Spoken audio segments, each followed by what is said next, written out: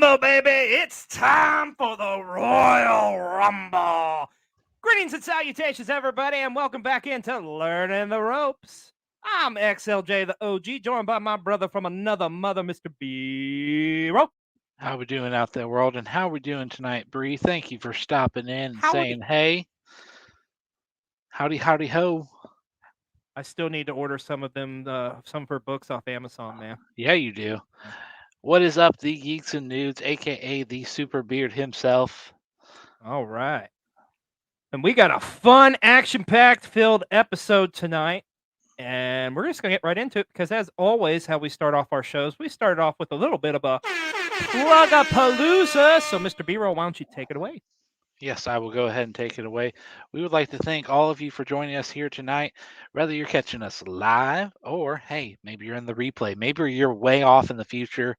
You're Right watching now, though, this. we're live, pal. Yeah, but right now we're live.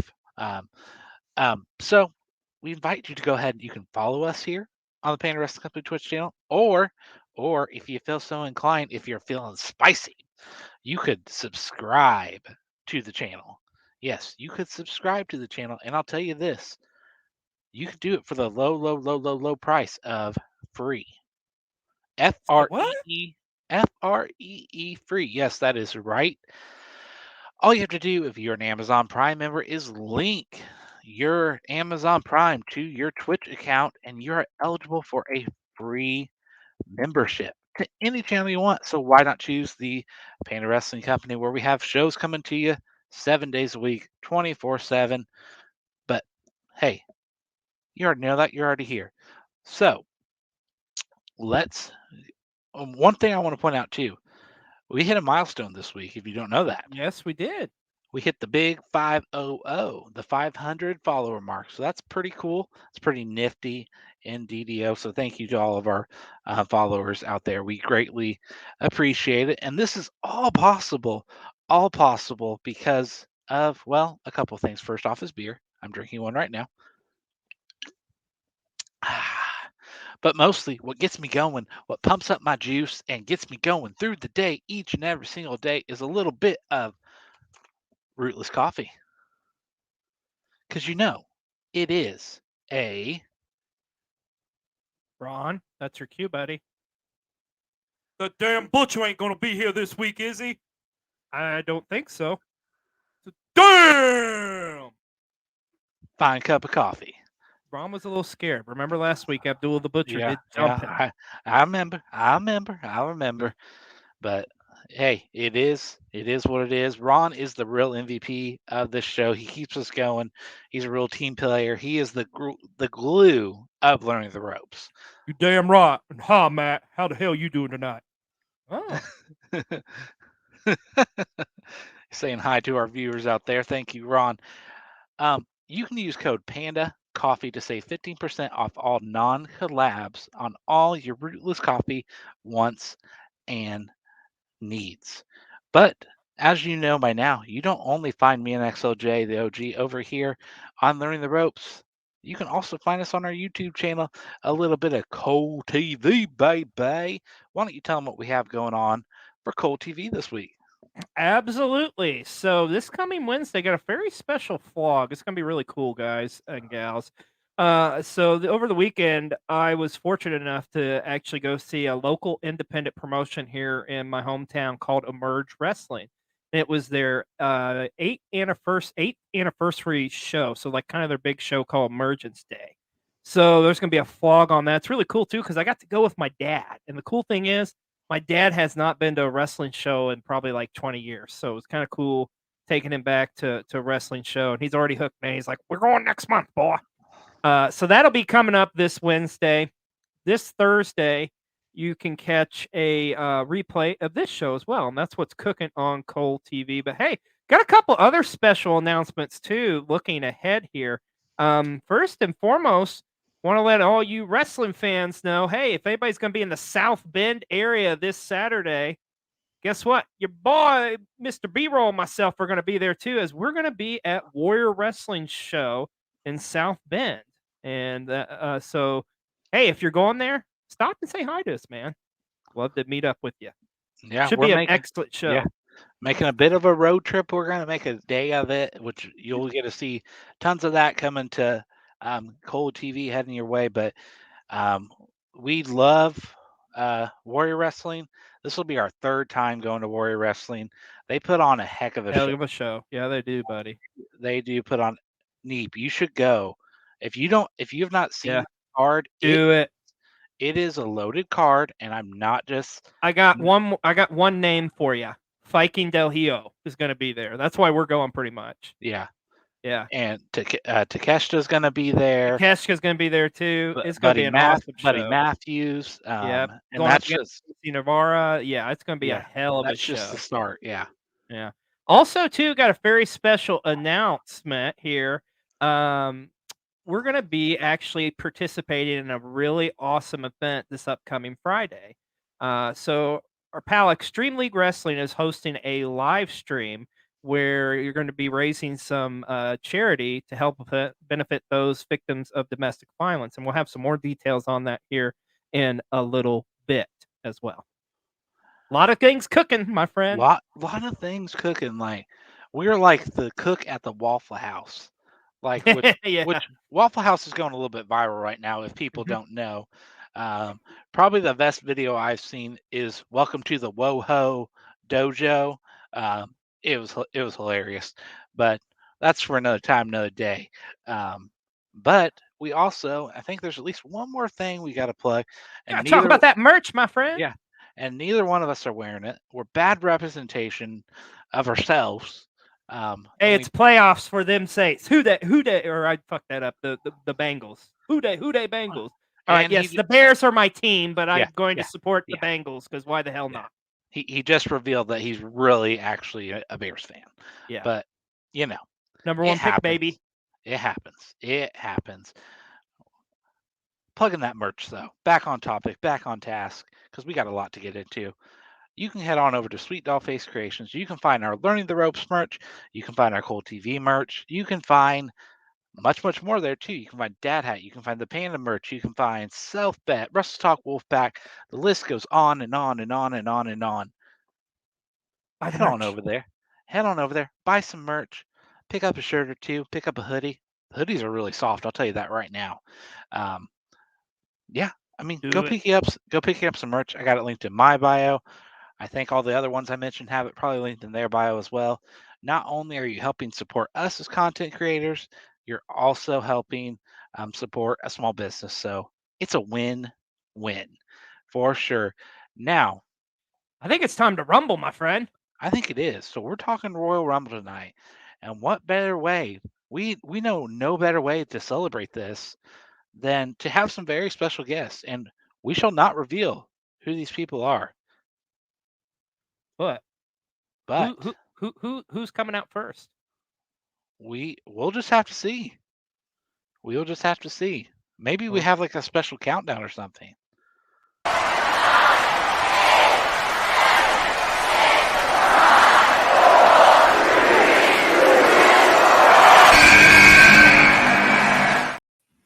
Welcome in, Shooting Star Press. Yes. What's going on? Welcome to Learning the Ropes. How are you tonight, good sir?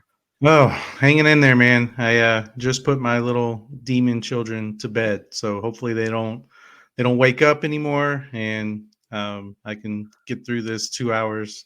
And I thought my wife was coming home from her girls' weekend tonight, forgetting that Monday is a holiday in the U.S., and so she's coming back tomorrow, and school's closed. So I got one more day of this stuff, but hanging in there. We got this. You thought wrong, good sir. I know. That's what I get for assuming. But we are glad to have you tonight, good sir. You may also know Shooting Star Press from a little podcast called Two Dudes with Attitude. They do a phenomenal job. Shooting Star Press, real quick, before we get too far into things, why don't you just give us a little bit of info on where we can find you guys over there? Yeah, so we go live twice a week on YouTube and Twitch. Wednesdays at 1 p.m. Eastern Time, 10 a.m. Pacific Time. We go live on Fridays at 1 p.m. Eastern, 10 a.m. Pacific. And we're, like I said, we're on YouTube and Twitch. Look for our YouTube channel, Two Dudes with Attitudes. The link is in my bio on TikTok. And Wednesdays we spend talking about WWE. There's been a lot of craziness going on over there with sales and Saudis and upcoming, resignations and somebody coming back. So we've been talking a lot about that. And AEW, there's always fun things to talk about going on there, and that's what we spend our Fridays too. So yeah, last 2 episodes are up now on YouTube and Twitch, where we just hit double digits. So we just completed episode 10. And yeah, this Wednesday, episode 11, we have Santi from Straight Shoot, a wrestling podcast, joining us as our special guest. So we're excited to have him on, and we're going to have a new segment that we're going to reveal to the masses that we think it's pretty cool. I hope it goes over pretty well. That's awesome. Yes, Yeah. indeed. And I will say, I'll make a personal recommendation for this.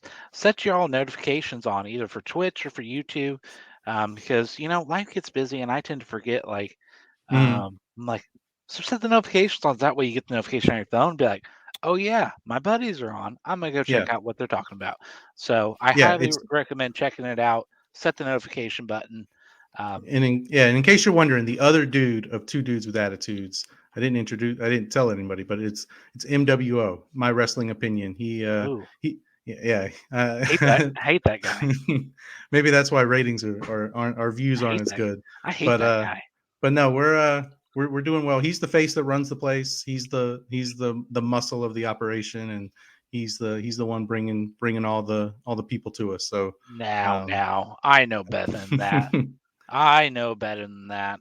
No, and I'm just kidding. I love MWO. Yeah, he's a good dude. He's a good dude. We've had him on here before back in, man, that feels like forever ago. That was the early days. Yeah.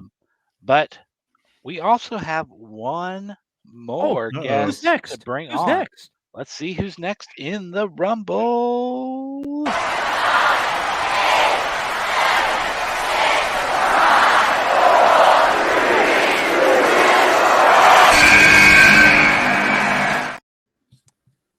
Ooh, he looks like he's ready. I'm actually one of Shooting Star Press's children, Father. I am actually awake. Hello. Yeah. Go back to bed. Never. Oh my gosh. Can't tell what to do, Dad. You guys are wearing me out. Yeah, you may be the dad of this tonight, but hey, it's okay. But we had to have Extreme League Wrestling on. As we mentioned earlier, Extreme League Wrestling, why don't you tell us a little bit what we have coming up this Friday, January 20th? Awesome. So this Friday, January 20th, I will be doing a charity live stream co-hosted with my buddy, The Xander Effect, over on Twitch. So please go and check out his channel. And we'll also be simulcasting on the Extreme League YouTube channel as well. And this is going to be a charity live stream for I have ADHD brain, so I have to have it pulled up on my phone so I say everything correctly here. Tabula Rasa Domestic Violence Inc. They are a domestic violence charity based out of Baltimore, Maryland. And thanks to them, they have rehomed 400 women and their children in order for them to secure safe housing and assistance during times of need. So we're going to be doing a bit of a game show. We're going to have some guests on and some prizes to give away. And the way you enter in to win one of the prizes is you make a donation of any denomination. It could be $10, it could be $1, whatever you feel like giving. And even if you can't give and don't have the money to participate in any of the giveaways, come by, hang out, have a good time, and let's bring some eyes to a good cause. Definitely. Honestly, we can't wait. We're very appreciative that you asked us to be a part of it, and we're super excited. And if you guys aren't sold by just the fact that it's a good cause, which you should be, but let me tell you this: we're going to be playing a little bit of game called Cards Against Humanity Wrestling Edition. If you're at a Halloween party or Christmas party, you know what fun that can be, and you know how hilarious it is. So at the bare minimum, we guarantee you, we're going to make you laugh. So, and also, may I add, if we reach our donation goal, there's a special surprise, I guess, prize for everyone that I'm going to have to do at my own expense. So it'll be really interesting if we hit our goal, because I don't even think I've told you guys what my big No, you haven't. ending and I mean, like donation goal is here. I mean, I feel like you're gonna like have to like do something like have like the chest hair waxed, or like you're gonna have to take some chops or something like this. Like, You're not far off. Let's say Oh, that you're definitely not far okay. off. Okay. do you promise us it will be embarrassing? Oh, absolutely. I actually might have to get waxed, but I don't know if I'm going to include that in the video. We'll see. This just got interesting. So you're gonna have to tune in Friday and see what. I gotta give them teases, man. Little bits. Yeah. I think I may know. I think I may know. That's gonna be good. All right. Well, XLJ, you're probably ready to kill me because we took about 20 minutes, but hey, it's the Rumble. That's right. And here on Learning the Ropes, just like on all of our other shows we have, what's our mantra we live on? We do whatever the fuck we want, right? So That is let's get into it though. Seriously, let's that talk. on a t-shirt though. Yeah, we need that. Yeah. Sweet doll face. Let's do it now. So let's get right into the history of the Royal Rumble. One of the most exciting matches in all professional wrestling. It amazes me, like, over the years, how this match has just took on like a life of itself. I mean, this is, I would say, probably easily the most anticipated match in wrestling just about every year. And I don't think that's really too far of a stretch saying that. Just because of all the past Rumbles, which we're going to talk about, and just that surprise element, who's going to win, who's going to go on to Mania, it is that first step really to the road to WrestleMania. So, but the history of the Royal Rumble, believe it or not, started all the way back in 1988. That's before I was born. Yeah, brother. Yeah, the Rumble is older than you. So, how it started, interestingly enough, a lot of people probably know this story, but I'll go ahead and kind of retell it. Probably one of his greatest contributions to wrestling, the late great Pat Patterson, came up with the idea for the Royal Rumble matchup because they've done battle royals for years, but trying to make it more of an exciting environment. So then, just like having wrestlers come out in intervals, and there's a lot of over the years too, and we're going to get into this tonight too. There's a lot of great storytelling in the Royal Rumble match itself, other than like, of course, who the winner is. But like you often see a lot of times storylines of feuds set up, for on down the road at WrestleMania or whatever too. So, but the very first one, shockingly enough, actually was on television. It was actually on the USA Network. It was kind of like an experiment, so to speak. I want to say I felt like it was going up against something WCW was doing, like maybe the Bunkhouse Stampede or something. But I can't remember quite off the top of my head. But hey, you know what you always could do, folks? You could always Wikipedia that shit, because everybody gets one. So yeah, so looking back at the 1988 Royal Rumble, it was actually an event that was on the USA Network. Now, the big point of the Rumble of this special really was to just actually kind of build up the return rematch on Saturday night's main event between Hulk Hogan and Andre the Giant. So they had the contract signing was at this show. But they also had some other great matches on this card as well. You had Ricky Steamboat going up against Rick Rude. You had a great hidden gem of a match, I'd say. A 2 out of 3 falls match for the WWF Women's Tag Team Championship. That's right. I said Women's Tag Team Championship, with the Jumping Bomb Angels going up against the Glamour Girls. And then you also had the Islanders against the Young Stallions in a 2 out of 3 falls match as well. But let's get to it. The very first Royal Rumble match. And would you believe it or not, Mr. B-Roll, the first Royal Rumble was actually only a 20-man Royal Rumble. It was not a 30. So I think probably a lot of it had to do with like TV time and stuff. But probably. But yeah, it was a 20-man Royal Rumble. And do you know who won the very first Royal Rumble, my friend? Let's see. I have no clue, so I'm not even gonna try to guess. Oh, it's Hacksaw Jim Duggan was your very first winner of the Royal Rumble, at last eliminating the one-man gang.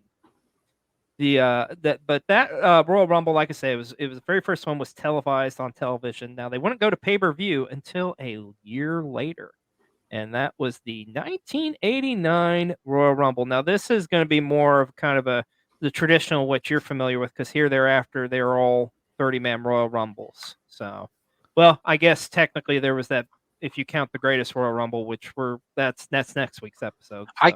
I mean, I can't wait to talk about that one.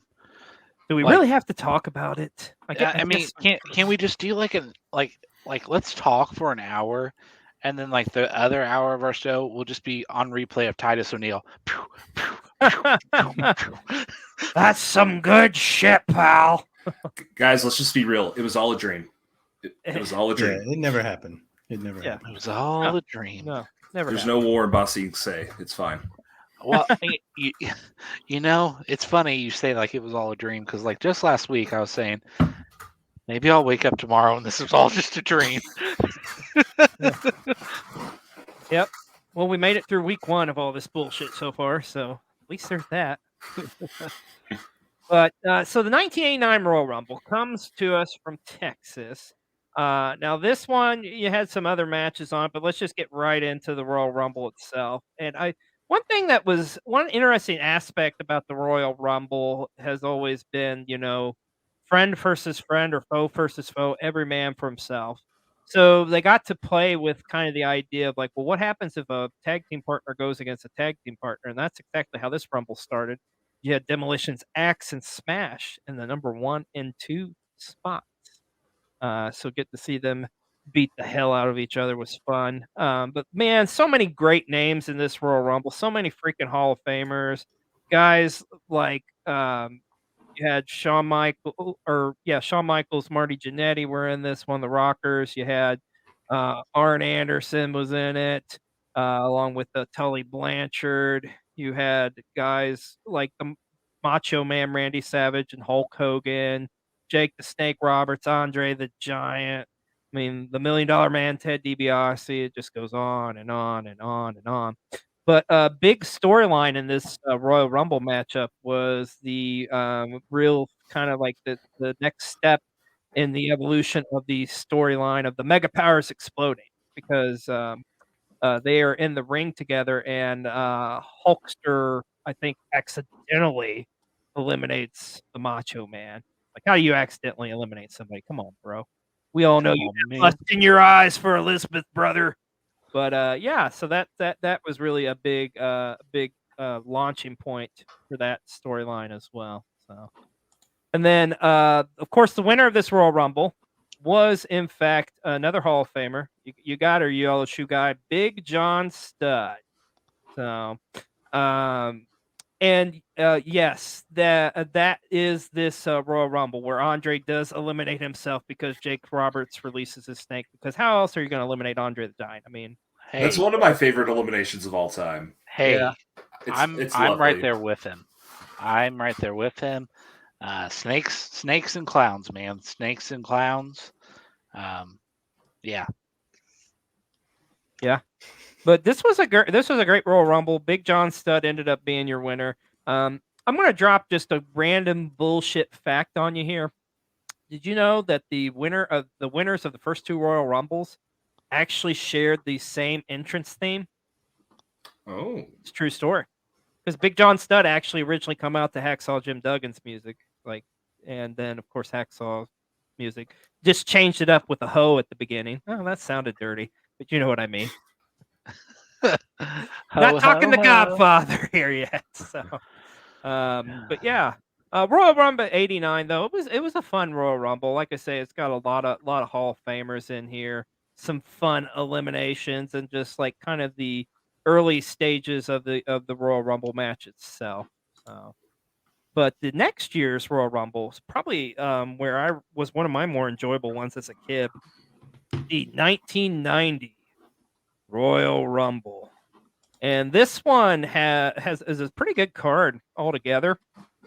And then the big storyline in this Royal Rumble matchup, there was a couple, but the big one was the first time where Hulk Hogan and the Ultimate Warrior collided, essentially. Because it's like they after Hulk Hogan comes out, after Warrior's been out there, the ring's pretty much cleared, and it's just Hogan and Warrior that's all in the ring, and you get like this epic, grandiose showdown and tease of what's to come at WrestleMania 6 that year. Something else I need to point out to you, Mr. B-Roll. Believe it or not, the Royal Rumble winners actually don't, like, back in this time frame. They just won the Rumble. They didn't go on to WrestleMania. They didn't actually start that till like the 1993 Royal Rumble. Which we're See, gonna talk about here in a little bit. I was beginning to wonder that because you hadn't mentioned that yet, and I was like, well, did they get a title shot though? No, they just won the Royal Rumble because in this one, and yeah, Yellow Shoe Guy, you're right. Hogan wins this. Hogan is the WWF champion at the time, and he does end up winning this Royal Rumble.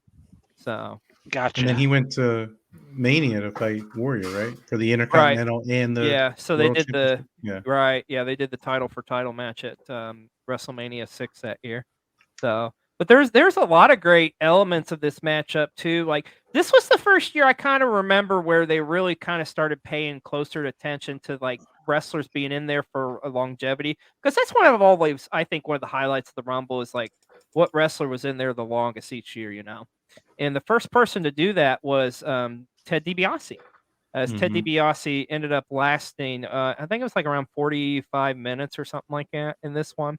And I guess I did forget to mention this back at the 89 Rumble. So the story kind of here was DiBiase the year before at the 89 Rumble had bought the number 30 pretty much from the wrestler Akeem. And so the WWF and the late, great Jack Tunney forced the $1 Million Man to enter at number 1 in this Royal Rumble matchup. So I see you're already doing a shot, my friend. Well, we're at 10 viewers. You know the deal. Every 10 viewers, there you go, equals a shot. So here we go. I'll take a swig of water. But but yeah, so yeah, the 1990 Royal Rumble, DiBiase was in there for a while. You also had some great storylines kind of being told as DiBiase kind of got into it with Jake the Snake Roberts, who they were feuding at the time anyway. Also feuding at the time as well was Dusty Rhodes and the Macho King, Randy Savage, and Dusty ended up eliminating the Macho King. And another storyline feud that kind of got set up in this Rumble as well was the feud between Roddy Piper and Bad News Brown, which would lead to their WrestleMania 6 matchup because they would end up just brawling with each other all the way to the back. So, yeah. I want to say one thing, too, about this Rumble. There's an opening match on here that I really like. It's a great tag team match. It's the Fabulous Rougeau Brothers against the Bushwhackers. It's just old school WWF, man. Fun tag team wrestling at its best. But yeah, this Royal Rumble was like I say, this was the first one I really kind of remember as a kid really enjoying. Let me ask you guys, what was like your first real Royal Rumble? Like you kind of remember first one that comes to mind where you're like, yeah, this is freaking awesome. Oh man, for me, I would probably say either 98, 99, and that's when I started. Around the time that I started watching wrestling. So I've got about 9 more years to get caught up here with this. Which we're going to cover it, though. yeah. But, 98, 99. I mean, that was around the time of the Attitude Era, and that's when wrestling was really, really more mainstream than it was back then. Yeah. I would say for me, it is... Oh, my gosh. I'm blanking on the year, but it's the Rumble before WrestleMania 26. Oh wow! Okay, gosh, yeah, and not for the winner, but it's Shawn Michaels getting eliminated by Batista. Okay, that's probably one of my favorite eliminations because it's before he I'm pretty sure that's the Rumble that leads to the career versus the streak match, right? Like if I have my memory correct. Oh, yeah, that's right. Mm-hmm. Okay. Yeah. It took me a minute to think about, I just was thinking it was a random elimination, but yeah, you're right. Because the storyline was Shawn was like, he's got to win the Rumble to wrestle Taker because Taker was the world champion at the time. Yeah, and you're right. And it's such a good role. It's such a good elimination in my mind because we're used to guys just getting chucked over the top rope, or the spot where it's like, I'm pushing you with my legs, sort of, kind of. But like Batista tosses Shawn over the top, and Shawn's like starting to lose balance, and he just starts slapping the rope. And I thought like that's such an interesting spot to do because it's like normally you're just trying to do it with brute force, but Batista has the wherewithal of the match to go, no, if I just smack his hands, he'll let go because he's in a squatting position. I don't know, like for me in ring psychology of it, like that was a really interesting way to eliminate somebody. Yeah, just the disdain on his face too, because he knew that was like his last opportunity or chance to get that title match, and that it's like, now what? Yeah, I forgot about that. That's a good point. That's a good elimination. See, and that's the beauty of getting like a panel like this together of it, because everybody's going to remember something differently. But now for me, this is going to this year is going to be my first like true live in color Royal Rumble. Now, disclaimer, I was watching, I watched the 92 Rumble match and the 2001 per the suggestions of this I man did. right here. It's really good. Yeah, probably some of the best ones of all time. So there's something else I missed too. Like, was at the beginning of the Rumbles with them playing that classical Royal Rumble music and Vince McMahon doing the introductions, and he'd just be like, Hulk Hogan, Road or Legion of Doom's Hawk, Superfly, Jimmy Snuka, Andre the I missed that shit, man. I don't know why, but as a kid, that was just like so epic and grandiose for me. So. Anyways, I'm showing my age too here, by the way, because it's like that's my first memories. But 90 Royal Rumble was a fun one, but 91 is another one for me that I watched the crap out of as a kid. Man, I love the 91 Royal Rumble. So this is actually the very first time in Royal Rumble's history that a WWF Championship was actually defended on the show. And it would be for the WWF Championship with Ultimate Warrior defending against Sergeant Slaughter. Now, Slaughter, like that's awesome. So you were there in 91. That's so cool. Hell yeah. I would have loved to have been there as a kid, but I know I would have been in tears because the Ultimate Warrior ultimately did lose to Sergeant Slaughter. And if I could just paint a picture for you all who may not realize this was like Sergeant Slaughter at the top of his game as like the super Iraqi synthesizer heel. And that was a big thing going on back in at the time. So Slaughter winning the title, it was just like, oh my God, no, how could this be? And mainly because of the Macho King causing interference because Warrior would not grant him a WWF Championship match. So thus he cost the title and Sergeant Slaughter become the WWF champion. But there you go. Interesting stuff. Some other fun matches of noteworthy on this card. Great opener. Another hidden gem of a match, I'd say. The Rockers going up against the Orient Express in a tag team action to kick off the show. You also got the Big Boss Man continuing his feud with the Heenan family as he would go against the Barbarian. And how about this one? Father and son teaming up. Dusty Rhodes teaming up with a very young Dustin Rhodes. And they would go up against the tandem of the $1 Million Man, Ted DiBiase, and Virgil. And this was very important for a couple reasons. Number one, I believe this was Dusty's last in-ring WWF match, like in this run he had then. Number two, it's Dustin's first pay-per-view matchup. And number three, this actually set up the storyline build, like that moment we'd all been waiting for when Virgil finally stood up to the $1 Million Man, Ted DiBiase, and thus started his feud. Yep, Dusty with the polka dots, with my polka dots, baby. But yeah, this I thought this was that was an excellent match, and like I say, the pop it got at the end, and like, by the way, also on this Rumble, I want to point out too, the commentary is great because the commentary team's Rowdy Piper and Gorilla Monsoon.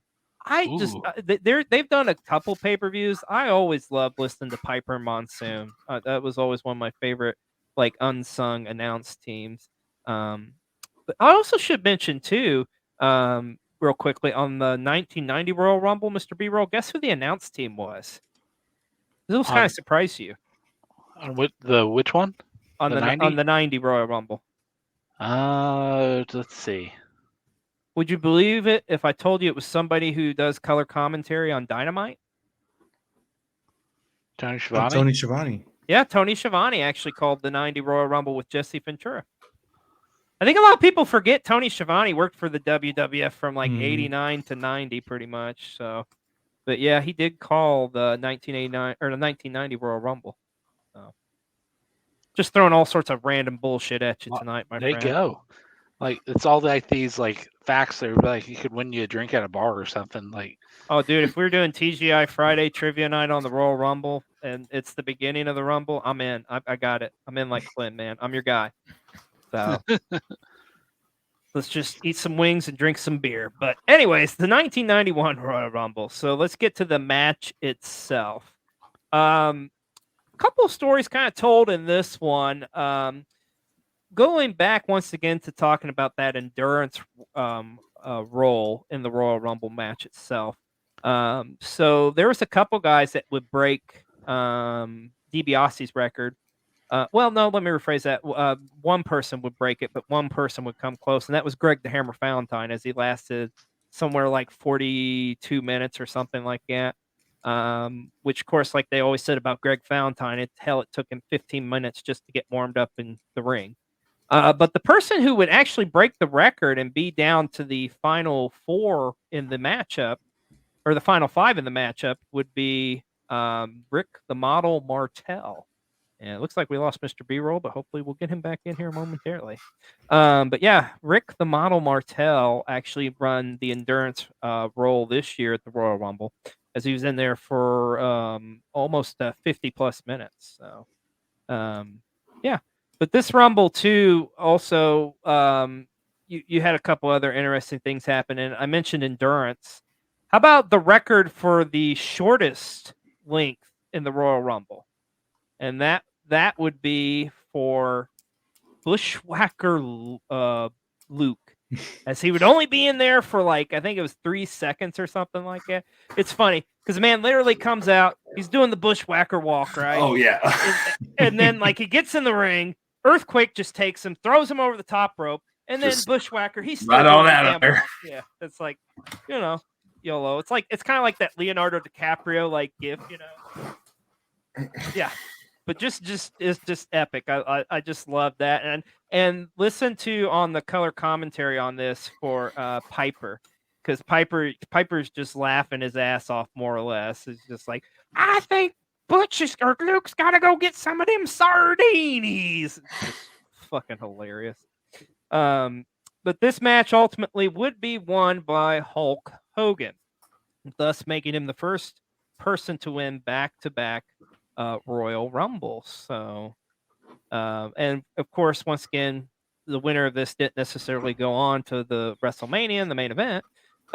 It just pretty much kind of left everybody on a positive note, considering Slaughter just won the WWF title earlier. But hey, your All-American hero Hulk Hogan won the Royal Rumble, so yay, kids! Just stick around a couple more months, and then he would win the WWF title from Slaughter. So, but that was Royal Rumble 1991. Also, something I want to point out about these Rumbles, and you guys may recognize this or remember this too, was the posters. The posters were so freaking epic for this one in '92, because it was like that, like the all like animated, drawn like images of the wrestlers, and they're like kind of all marching down like a street or something. You guys remember that? Mhm. Mhm. Yeah. So yeah, and let's get right into it. Yeah, the 1992 Royal Rumble match, what many have arguably said is probably the greatest Royal Rumble of all time. And I can't disagree, because it is a phenomenal matchup, a matchup filled with Hall of Famers once again. Guys like Hulk Hogan, Macho Man Randy Savage, Jake the Snake Roberts, Roddy Piper, The Undertaker, Ric Flair, just to name a few. But this matchup is most known for, of course, as it'd be the first time in Rumble history where the winner of the Royal Rumble would become the WWF champion. There you are. Welcome back. You got back just in time as we're talking about the 92 Royal Rumble. 1992. I was only 2 years old then. Yes, you were a youngin'.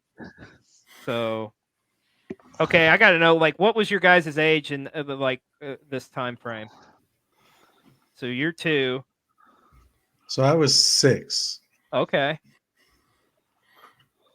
And then were you born yet? Extreme League, you can be honest. Nah, I wasn't born yet. I'm not even gonna lie. I was not even alive. Mm-mm. It's okay. It's okay. I'm an See old the- man. See the real reason I had to play. Oh, you had to get another beer. I need another beer. What? Another beer? What? Give me a shot. What? But anyways, yeah, the 92 Royal Margarita. Rumble. Margarita. But the 92 Royal Rumble, man. Yeah, dude, just for it, the storyline, so the WWF title being up for grabs, so many Hall of Famers. But let's talk about the undercard on this one too, because the undercard's really great too. How about this for another random bullshit fact for you? For the 3rd year in a row, the Rumble pay-per-view would kick off with a tag team matchup. And in this tag match, you would see the Orient Express go up against the New Foundation. And I know some of you are like, who the fuck is the New Foundation? Well, that was actually a team of Jim the Anvil Neidhart and the Rocket Owen Hart in parachute pants, because it's the 90s, folks. You gotta have parachute pants. But yeah, that great tag team matchup. And so you were 2 in 92 as well. So God, I'm fucking old. But oh, all right. But yeah, 92 Rumble. So the kickoff matchup, this tag team matchup, it's got a really nasty spot in it that looks like Owen Hart actually gets whipped into the turnbuckle, and Mr. Fuji's cane's in the corner, and he like breaks the cane, and it's just like, you're just like, damn. But it's a great opener. How about this one? Intercontinental Championship on the line. Now, originally the match was supposed to be Bret Hart against the Mountie. But I believe Bret Hart was sick at the time. I don't know. I can't remember if that's the real storyline or kayfabe or whatever. But ended up the Mountie would win the Intercontinental title on a house show right before this, and they would set the match up for the Mountie to defend his newly won Intercontinental Championship against Roddy Piper. And guess what? Roddy Piper would win his first singles championship in the WWF by defeating the Mountie and becoming your Intercontinental Champion. And Piper would pull double duty on this pay-per-view, as he would go on and compete in the Men's Royal Rumble match itself as well. In addition to that, you also had another tag match with the Beverly Brothers going up against the Bushwhackers, and a tag team title match with the Legion of Doom defending against the Natural Disasters. But yeah, let's get right into it, to the Royal Rumble. And yeah, that's a good point, Yellow Shoe Guy. They did have champions from all the AWA, NWA, and WWF in this time frame in the 92 Royal Rumble. So I want to say this on the match itself. In my opinion, it's one of the single greatest calls on commentary by any commentator. Listen to Bobby Heenan this whole matchup. It is chef's kiss. It's fucking amazing. I need some oxygen. Yeah. Get the man some oxygen. I love it when he's like begging for the bag, like the good guys to help Flair, since Flair, Flair's the heel, and he's talking about Piper, and he's just like, I know you're a good guy, Piper. And then Piper ends up slapping Flair, and he's like, you're no good, creep, you skirt wearing freak. It's like, Bobby Heenan. God, I love me some Bobby Heenan, man. But this whole match, he's great on commentary. So the big storyline with this one, like I said before, is for the Fank at WWF Championship. And you start off with the British Bulldog and the $1 Million Man, Ted DiBiase. And then number 3 comes out, and it's Ric Flair. And at this point, like, nobody in the history of the Royal Rumble had drawn like numbers, I think it was 1 to 5, and lasted till the very end of the matchup. But yeah, so they're like, Gorilla Monsoon's just rubbing it in Bobby Heenan's face, like, oh, yep, you're done, you're screwed. And then Bobby Heenan's reaction when Flair comes out, he's just like, damn it, no, damn it. So great. You saw this today. What did you think of this, B-roll? Yeah, it was hilarious. I remember him saying about Flair a lot, like, get the man some oxygen. There's a flare to flare. Yeah. Like, there was one other thing, but it's I can't remember it right now, but it was just like, just some of the things, he would say. It was funny. It was almost like it was funny, but because it was so funny because it was so true at Right. the same time. Oh yeah. What about you guys? Do you got any fond memories of this match, the 92 one? Why was the championship vacated? Why was the WWF title? It's a good point. So Up the for reason, grabs. so here's what happened. It goes all the way back to Survivor Series of '91. So Hulk Hogan wrestled The Undertaker, and The Undertaker actually won the WWF title. But in doing so, Ric Flair had came down to ringside and slid a chair underneath, and the Hulkster got tombstone and thus lost the matchup. They then made a rematch right away for a special house show. They turned into a pay-per-view called This Tuesday in Texas, where it was Hogan against The Undertaker. And the whole thing was Jack Tunney's going to be there. There's going to be no interference or whatever. Well, it went to chaos because freaking Flair came down. Hogan actually, if I remember correctly, I think he used the Undertaker's urn and may have actually used ashes out of the urn and threw in the Undertaker's face to beat him. And thus Hogan would win the WWF title back. But Jack Tunney saw this. It's like, okay, enough of this tomfoolery. We're just going to strip you of the belt, and it's going to be up for the line, whoever wins the Royal Rumble. So that's what happened there. Yeah, that's interesting. What about you, Extremely? Do you have any memories of this one? I know it's a little bit more before your time, but yeah, it is a little bit before, but I will say like the Ric Flair promo after the match is definitely the thing that kind of more so plays in my mind, and that I've seen in like high packages for the Rumble. And I really feel like, like doing my own research and like going back and like seeing some of the older Rumbles, it's funny to see the event like morph into something more important, because before it's just like, yeah, let's just throw a bunch of guys in a ring and I don't know, see what happens. It's the 80s. We don't know what's going on. yeah. And Yeah. I think it was just like the match was such in its early infancy, they didn't even know truly what it was going to end up being. And then this is really the first Royal Rumble where they put it like where it really, I think, put it on the map, and it's like, okay, this needs to be for something or have some significance. And then, of course, the next year they would introduce the concept of, well, the winner goes to WrestleMania. Man, back in the day when Vince had the concept of understanding, oh, matches should have purpose. Yeah. Everything that happens should have purpose. Wow. Yeah. Now, so watching this today, a couple of I was rooting like for British Bulldog like at the beginning because he was in there for quite a while too. He was, yeah. Just like almost, well, I mean, obviously not as long as Flair, but he was in there for quite a while, and he started it out.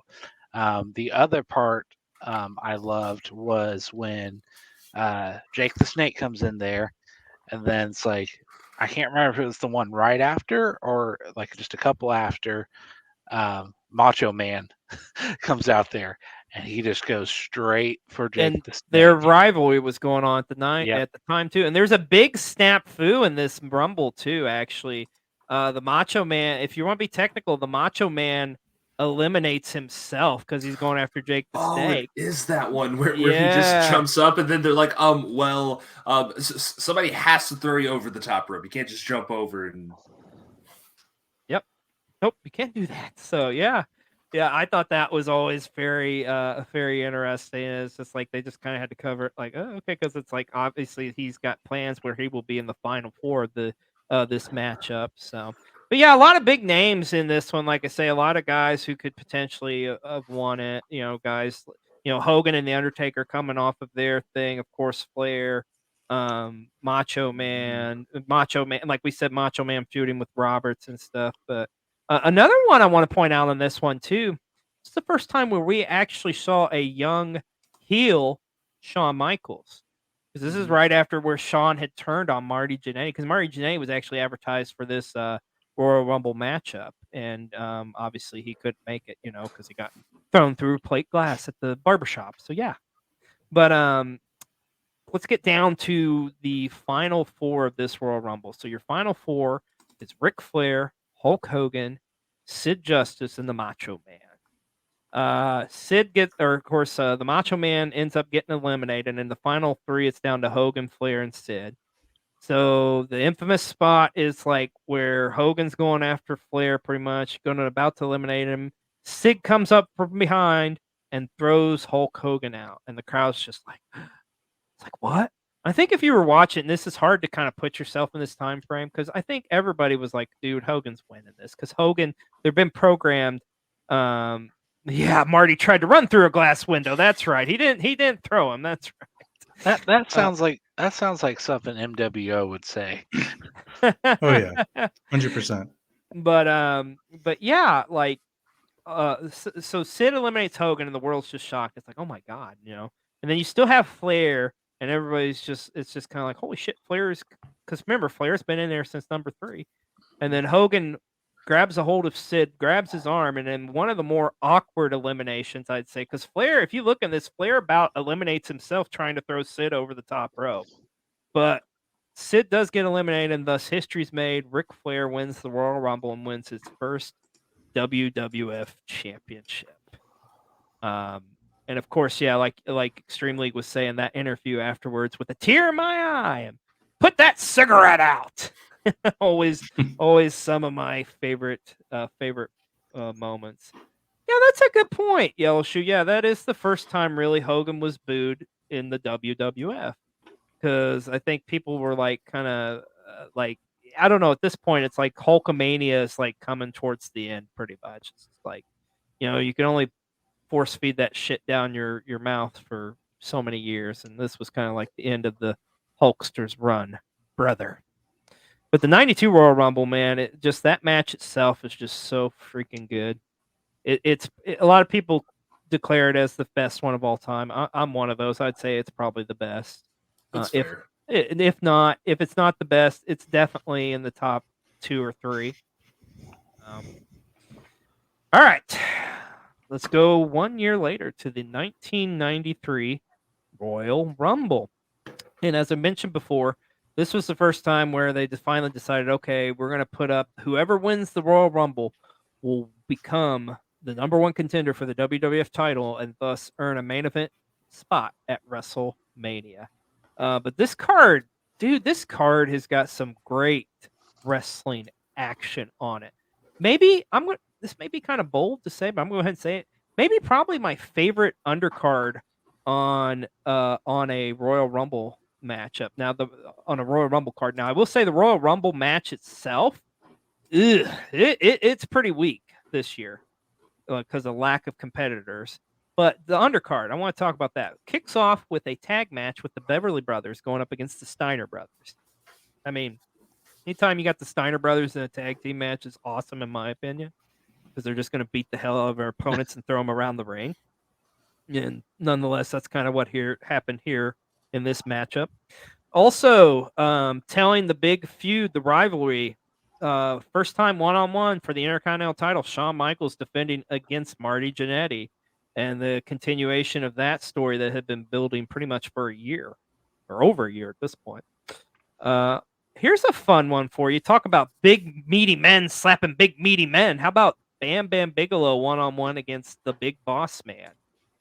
Talk about some big boys there. Let's check that one out. Big meaty men slapping meat.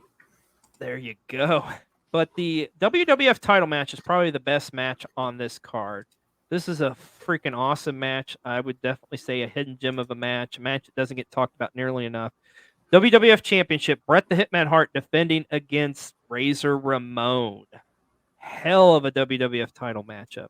I always thought Scott Hall and Bret Hart had some phenomenal chemistry too, man. I wish you could have got more matches from those guys, because those guys killed it. But this, in my opinion, I think is their best one-on-one matchup they ever had.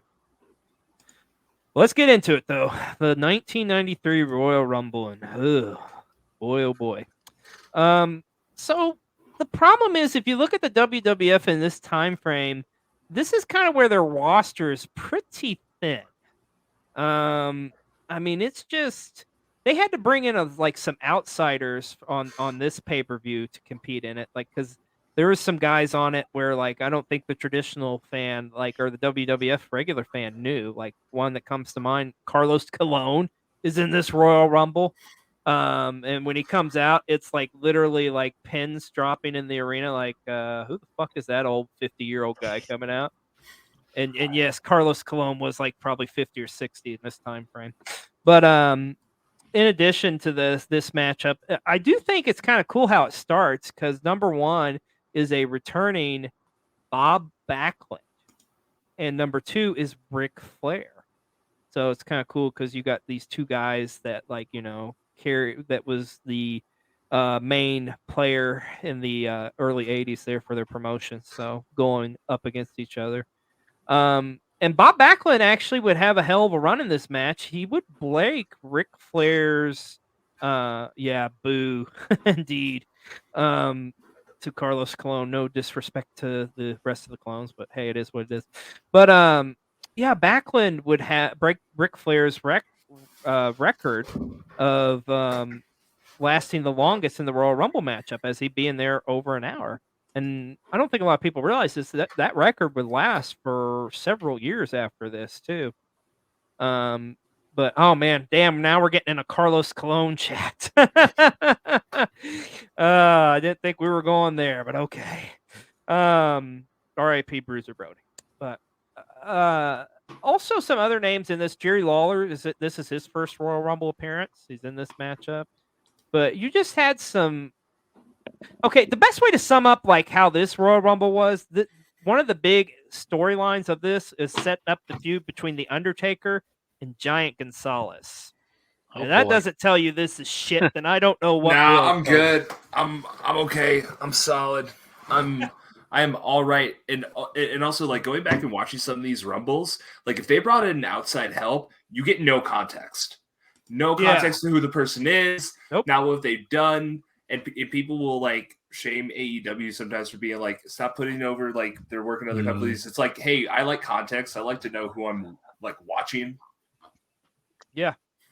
And Jay, you're absolutely right. It was just an odd Rumble, entry wise and storyline wise. Yeah, because I mean, like the Undertaker ends up getting eliminated by Gonzalez, who isn't even in the damn match, and then you've got just random like D-list players in this one, like guys like Damian Demento and Max Moon are in this Royal Rumble. It's just, yeah, exactly. I don't even know who some of these people are. So exactly. What's crazy is that this is the first Royal Rumble where the winner goes on to WrestleMania. So that tells you just how, how important the Royal Rumble was. But if you go back and look at that card and look at that match, you see how poor it was. So. Yeah, it's kind of crazy that they chose this one of all of them to main event the biggest show of them all. And I feel like this was kind of one of the ones, and there's been several ones throughout the year, but this was one of those Royal Rumbles where it's like, okay, it's plain as day who's going to win the damn thing, and that would be Yokozuna would win this Royal Rumble. I mean, number one, who the hell is going to eliminate Yokozuna? I mean, come on, it's Yoko freaking Suna. At this point, Yokozuna had only been knocked off his feet once, never been body slammed or anything like that. But yeah, you're right, Jay. They just used the best they had at the time and made it worthwhile. And your final two in this matchup ended up being the Macho Man and Yokozuna. And I believe somebody said earlier, this is where Macho Man was pinning. Yeah, Savage tried to pin Yokozuna in a Royal Rumble match after dropping the elbow. And what happens? Yokozuna's strength, he actually just tosses the Macho Man up and over, and thus Yokozuna would win the Royal Rumble matchup. Yeah, what was it with Randy Savage in the Royal Rumble? Because he went for the pin, he almost eliminated himself. He didn't show up one year for the Royal Rumble. That's true. That 91, he didn't show up. Yeah, You're right. Yeah, he didn't. Yeah, I don't understand what's going on there. He had a whole different definition of like ready to rumble. Okay, like yeah. It was just like he's just like too many Slim Jims. I'm gonna do what I want, brother, and then I'll do just pay me and we're good, and then I'll hang out with the Ginger Ninja Jacksville. What's up, brother? See what I did there? Anyway, what's up, buddy? But yeah, so this Royal Rumble, it wasn't a good one, folks. One other thing I'll say about this, and we're gonna move on. They were really hyping the shit up on like WrestleMania being at WrestleMania 9, because at the beginning of this Royal Rumble they got fucking Cleopatra and Caesar coming out to do like a declaration and read like all this, like, whoever wins the Royal Rumble will go on to this royal day and blah blah blah at WrestleMania 9, yada yada. And then they come out at the end of the Rumble and they're playing Caesar's music. They're not playing Yokozuna's music, the man who won the fucking Royal Rumble. No, they're playing some cheap, shitty stock music for like Julius Caesar. So yeah, there you go. Because when I think of ancient Rome, I think of Yokozuna. Right? Yeah, totally. Mhm. Totally. Exactly. Absolutely. I think of Yokozuna and Bobby Flay's restaurant. That's what I think of. And slot machines. But anyways. Just fine. The fighter things. yeah, that's a good point. Caesar was more over than Yoko. I mean, hey. Where's the lie? Yeah, this is true. I'm sure it wasn't Yoko's music. Oh, yeah, it could have been. Yeah, regardless, it was shitty music nonetheless. All right, let's make things a little bit better, and let's get into the 1994 Royal Rumble. Night and day difference, in my opinion. This one's actually a pretty good show. So on this one, great undercard and a great Royal Rumble match itself, which had a very controversial ending. So the match so the card itself kicks off. Yeah, that's true. That's a good point. Yeah, there was a lot of guys that would get like really big in the Attitude WCW era. But this pay-per-view kicks off with a one-on-one matchup. Tatanka against Bam Bam Bigelow. Now, actually, originally it was supposed to be Ludwig Borga going up against Tatanka, but I think Ludwig Borga got sick or something or some bullshit. Anyways, they had to replace him. They put Bam Bam in there, and it's actually a pretty good one-on-one matchup too. That's a worker I don't think gets enough credit as Tatanka, man. I love me some Tatanka, dude. Him and Bam Bam, I think, are super underrated workers. Yeah, Bam Bam's the shit. Bam Bam's in my all-time like favorite top 5 big men of all time. Yeah, and this is Bam Bam in his prime too, man.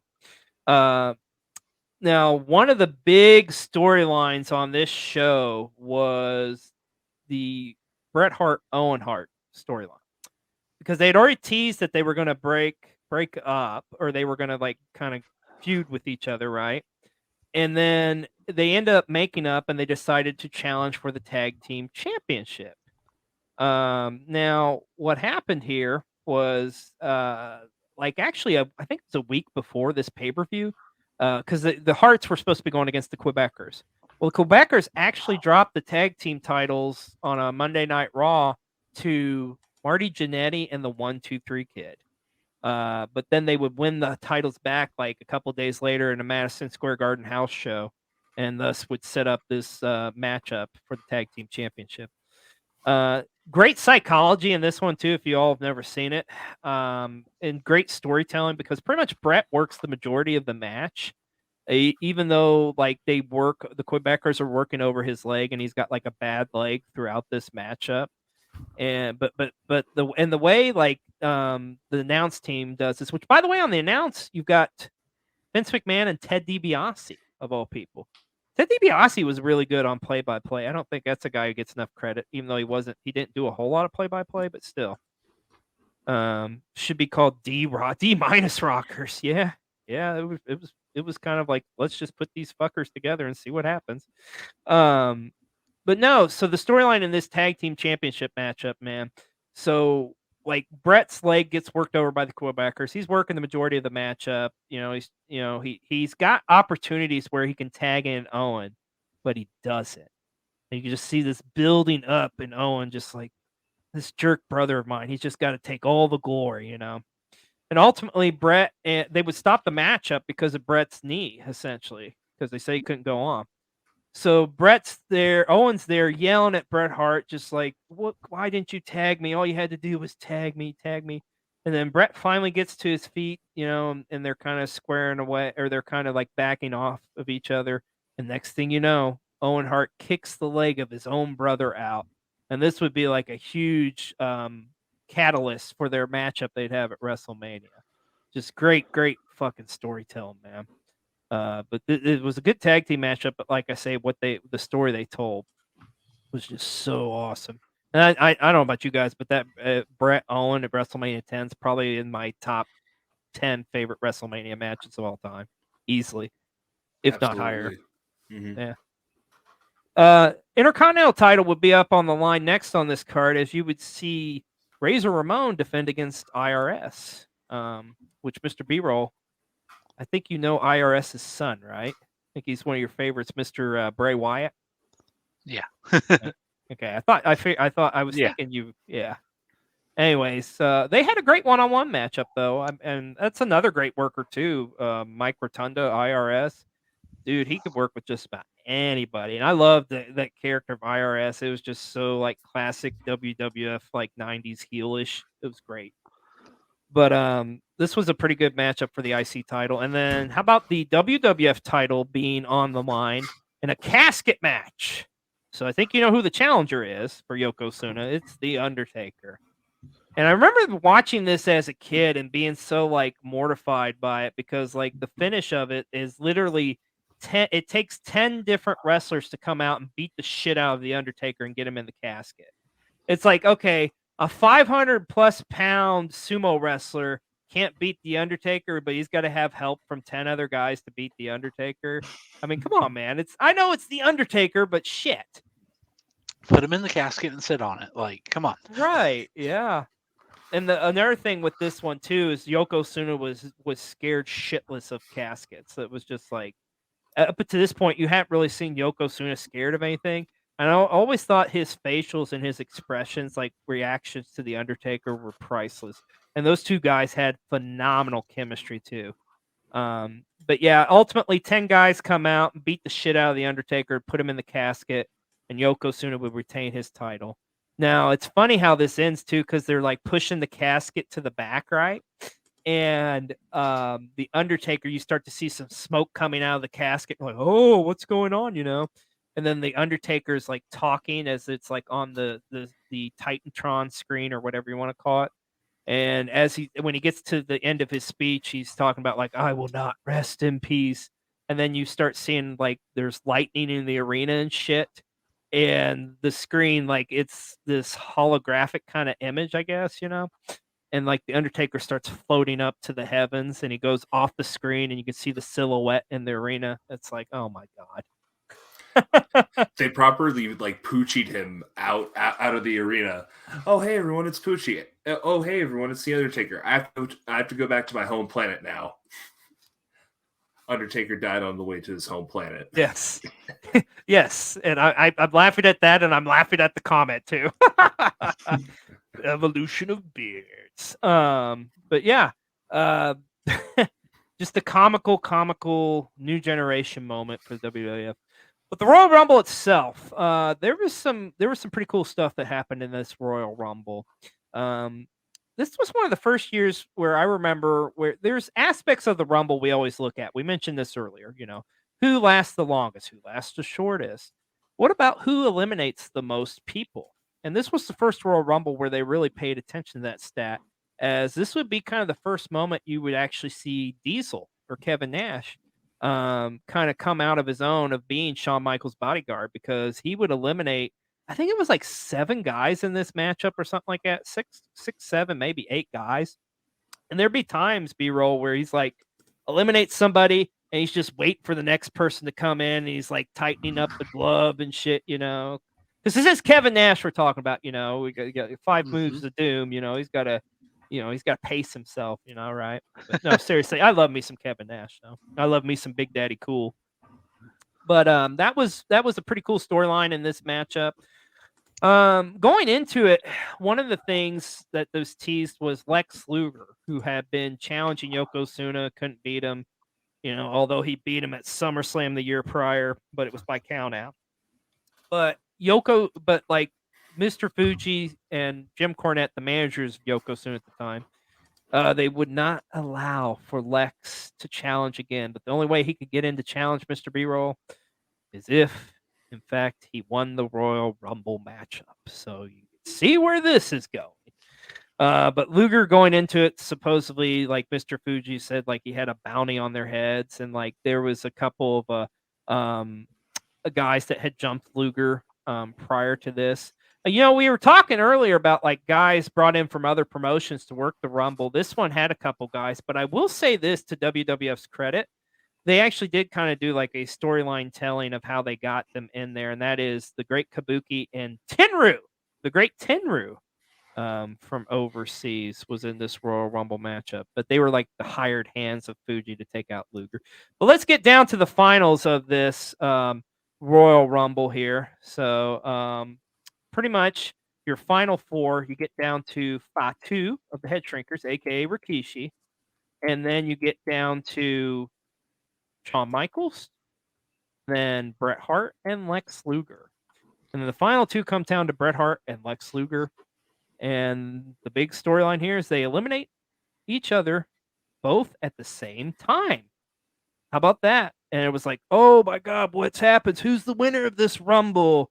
And then it goes back and forth kind of between like Lex Luger. They announce Lex Luger, or they play his music at first, and then they play Bret Hart's music, and you're just like, who the fuck's the winner of this thing, And then they come on and they say, both Bret Hart and Lex Luger are the winners of the Royal Rumble, and you're just like, huh?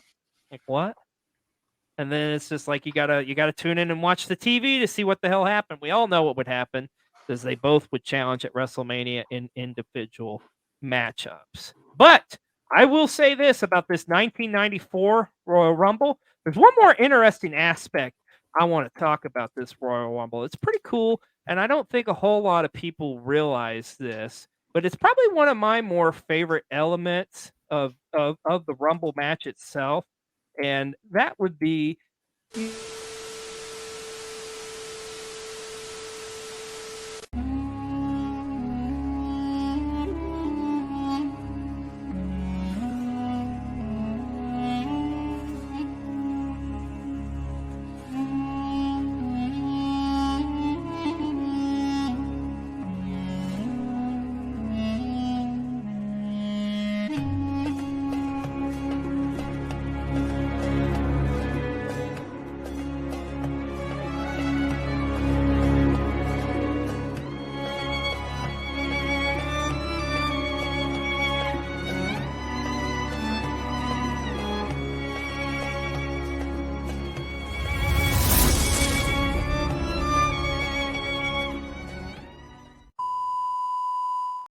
But yeah, I mean, it's just the ridiculousness of it. It just goes to show you gotta love the new generation of the WWF. Am I right? You have to. You have to. So hey, I think it's come that point where we're kind of running a little bit behind, but I think we got time for a real quick plug-a-palooza, don't we, my friend? Yes, I will. I will try to do it super quick. Not make this one a 20-minute one. But we thank you for joining us over here on the Panda Wrestling Company Twitch channel. We're about a little over halfway through. We invite you to go ahead and make sure you hit that follow button. If you feel so inclined, you can hit that subscribe button. And I'm going to tell you this, kiddos, you can actually subscribe for free. Yes, I said FREE free by using your Amazon Prime membership. Just put the link in the comments there. It's so easy, a caveman could do it. All you got to do is Google it. It's pretty easy. If you have Prime, make sure you can use it to get a free subscription to your favorite Twitch channel. Definitely check us out. Get rid of all those annoying ads and everything like that. So there you go. Also, we are sponsored each and every single week by Rootless Coffee, because it is a fine cup of coffee. Use code Panda Coffee to save 15% off all non-collabs. Also, like to mention that we have a big week coming for you on Cool TV this week. We will have checking out an Emerge Wrestling vlog. That's a local promotion to us. Speaking of that, how would you like to see a sneak preview of this vlog coming this Wednesday? No way. Oh yeah. How about world premiere sneak peek of the Emerge Wrestling vlog coming First this wrestling Wednesday? show live in about 20 years. I'm ready to see one. Yeah. Oh, yeah. So, that being said, let's go in and check out Emerge Wrestling's Emergence Day.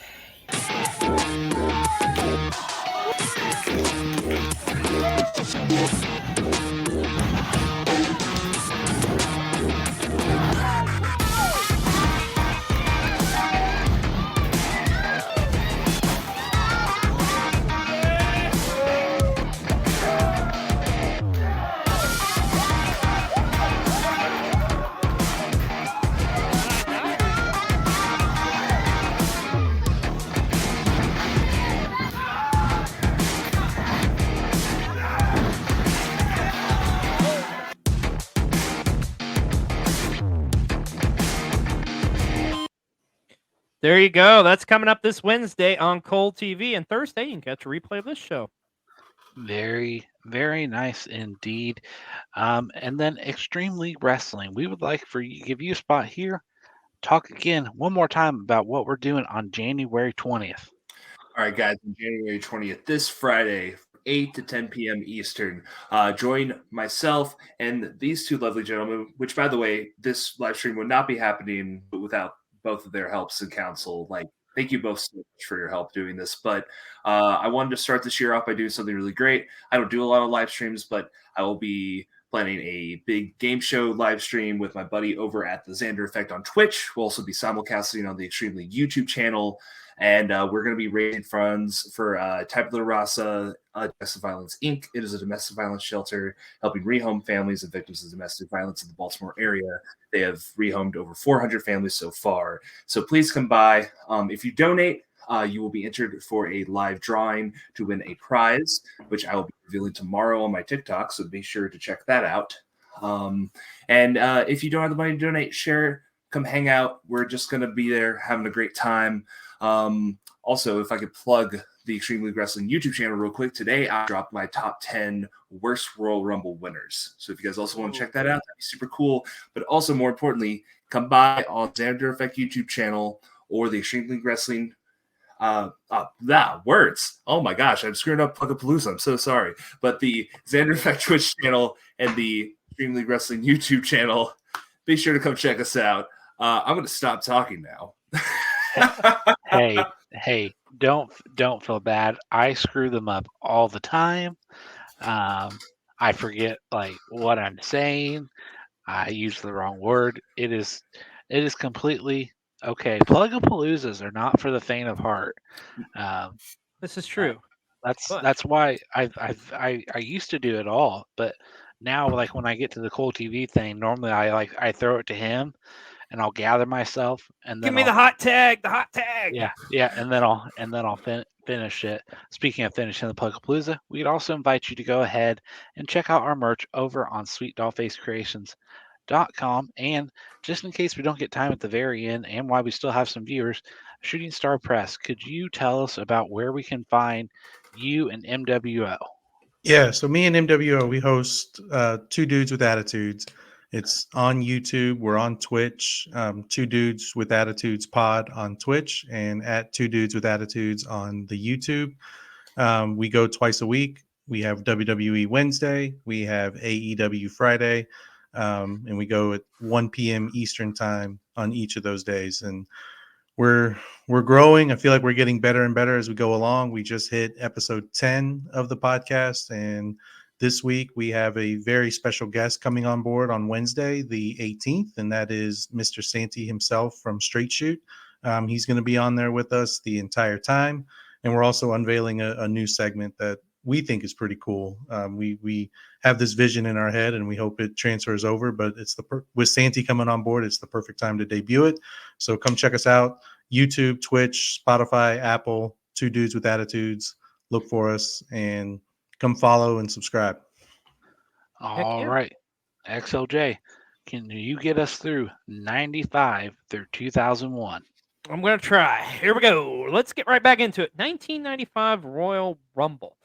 Now, this one, the big thing going into this Rumble matchup was a lot of advertised like celebrity appearances on this one, because guess what, Mr. B-Roll? The winner of this Royal Rumble would not only earn a shot at the WWF Championship at WrestleMania, they also win the managerial services of one Pamela Lee Anderson, the hottest babe on the planet at the time.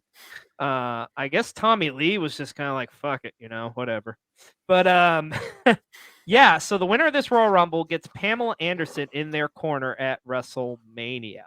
I remember as a kid the build up and vignettes for this, and they were like, it was just fucking weird, man, because like the commercials would be like in this like seductive kind of like music and stuff, and it's like Pamela Anderson walking on a beach, and she's like talking about the Royal Rumble, and then it's like, wait a minute, like this is so weird. This isn't like an episode of fucking Silk Stockings or something. This is 30 men beating the shit out of each other that's like half naked. Okay. Yes. Okay, I'm gonna have a request. Yeah. I need a wrestling masterpiece theater out of one of those commercials. Okay. Yeah. Yeah, that would be a good one. Yeah. Yeah. Thank you. Because I remember too, like there's wrestlers like leaving voicemails on her like thing. It's like Shawn Michaels, Lex Luger, and Doink the Clown. Like, huh? Like, unless she's into clowns or some weird shit, I don't think she's going to be hooking up with Doink the Clown. I'm just saying. So maybe Dink, but I don't know. That's another story for another time. But yeah, so the 95 Royal Rumble, yeah, and Yellow Shoe Guy, you're right. It is the shortest Royal Rumble because they would change the intervals of it being 2 minutes to actually being a minute. So it's only like a 30 minutes like for entrances. And this is another one of them Royal Rumbles where it's like the roster's stretched thin, folks, because there's not like a ton of like you kind of know like people that are in it, you're like, okay, they're gonna get eliminated, they're gonna get like the only ones you knew that could really like had a shot of winning it, like Shawn Michaels was kind of like the odds-on favorite, and of course he would win, along with the British Bulldog. Lex Luger was a big name in this one. Owen Hart, Bob Backlund. That's about it. I mean, they're not a whole lot of big names in the actual Rumble matchup itself. Now, this is the Rumble though. That is known because it's the first time in history where the winner would draw number one and would win the matchup. But once again, I can't stress enough, it was only in 30-minute intervals. So, still, I guess, a pretty cool stat, but I don't know. It's just not quite the same. And that record would get broken later on anyways. But yeah, and it was a prom night Rumble. Fun but quick. But I mean, there's other wrestlers in this. Like, if it tells you kind of the quality, like, and I'm not knocking these guys, but when you have the guys from the tag team of Well Done in this, as well as Aldo Montoya, like, yeah, it's just not that good. But the undercard, pretty decent, I will say. The undercard, you had the opening matchup was really good for the Intercontinental title with Jeff Jarrett against Razor Ramon. And Jeff Jarrett would actually win his first Intercontinental title from Razor Ramon on this card. You also had a one-on-one matchup with The Undertaker and IRS, continuing the storyline feud between The Undertaker and the $1 Million Man. The biggest one on this one was the WWF Championship match, as it was Big Daddy Cool Diesel going up against Bret Hart, defending his title against Bret Hart. And this was like a big matchup because this was like babyface against babyface. And something to keep in mind, these two had met the year prior at the 1994 King of the Ring. And it ended up going to no contest. Well, guess what? This matchup ends up going to no contest as well, because pretty much everybody and their mother comes out and interferes in the fucking thing. You got Owen Hart jumps Bret, and then you got Bob Backlund jumping him. And then you have Shawn Michaels come out going after Diesel, which those kind of all make sense because they're feuding. And then you have Jeff Jarrett come out with the roadie. It's like, well, why the fuck are they here? Like, it was just like, okay, we need somebody else to kind of run into. So it was like, eh. But it was actually a pretty decent matchup, except for the finish of this is it's very wonky. And then the other matchup, you have a finals of the WWF Tag Team Title Tournament with the unlikely tandem of Bam Bam Bigelow and Tatanka going up against the even more unlikelier tandem of the 1-2-3 Kid and Bob Holly. Don't call him Sparky Club because he'll beat your ass. But so at the time they were kind of teasing this, like Bob Holly and the 1-2-3 Kid. They actually there was a tournament going on for the WWF Tag Team titles, and they were actually the replacements for the Smoking Guns who got hurt. So they were just kind of like this team thrown together, and they got all the way to the finals. And if you look back in the history of sports, in the Super Bowl that year, the San Diego Chargers made it to the Super Bowl as like a big underdog that wasn't expected to be there. So they were kind of playing off that. And actually, the 1-2-3 Kid and Bob Holly would win the tag titles and would defeat Bam Bam and Tatanka.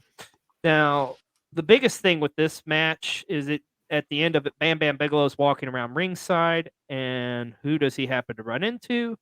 Lawrence Taylor. And thus it would set up the matchup between Lawrence Taylor and Bam Bam Bigelow at WrestleMania 11.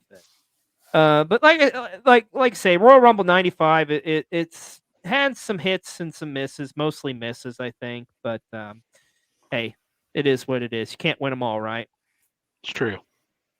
Speaking of which, let's move on to the next year, the 1996 Royal Rumble. Slightly better, I would say, maybe. But the Royal Rumble match itself, I think this is where the roster is the most depleted because they bring in a ton of wrestlers, and you're like, why the fuck are they in this matchup? I mean, you got guys like from Japan, Otani is in this matchup. And they don't even explain why he's in it. He just comes out and like, oh, this is Otani. And the crowd's just like, what the fuck? And then they just use like the old Orient Express's music because, hey, it's Vince McMahon. He's not a racist at all. Let's just use some Oriental music. Why not? You jackass. Use some Oriental music that we already have the rights to. Yeah. What? Sure. Vince McMahon's the king of subtlety. What are you talking about? It'll be some good shit, pal.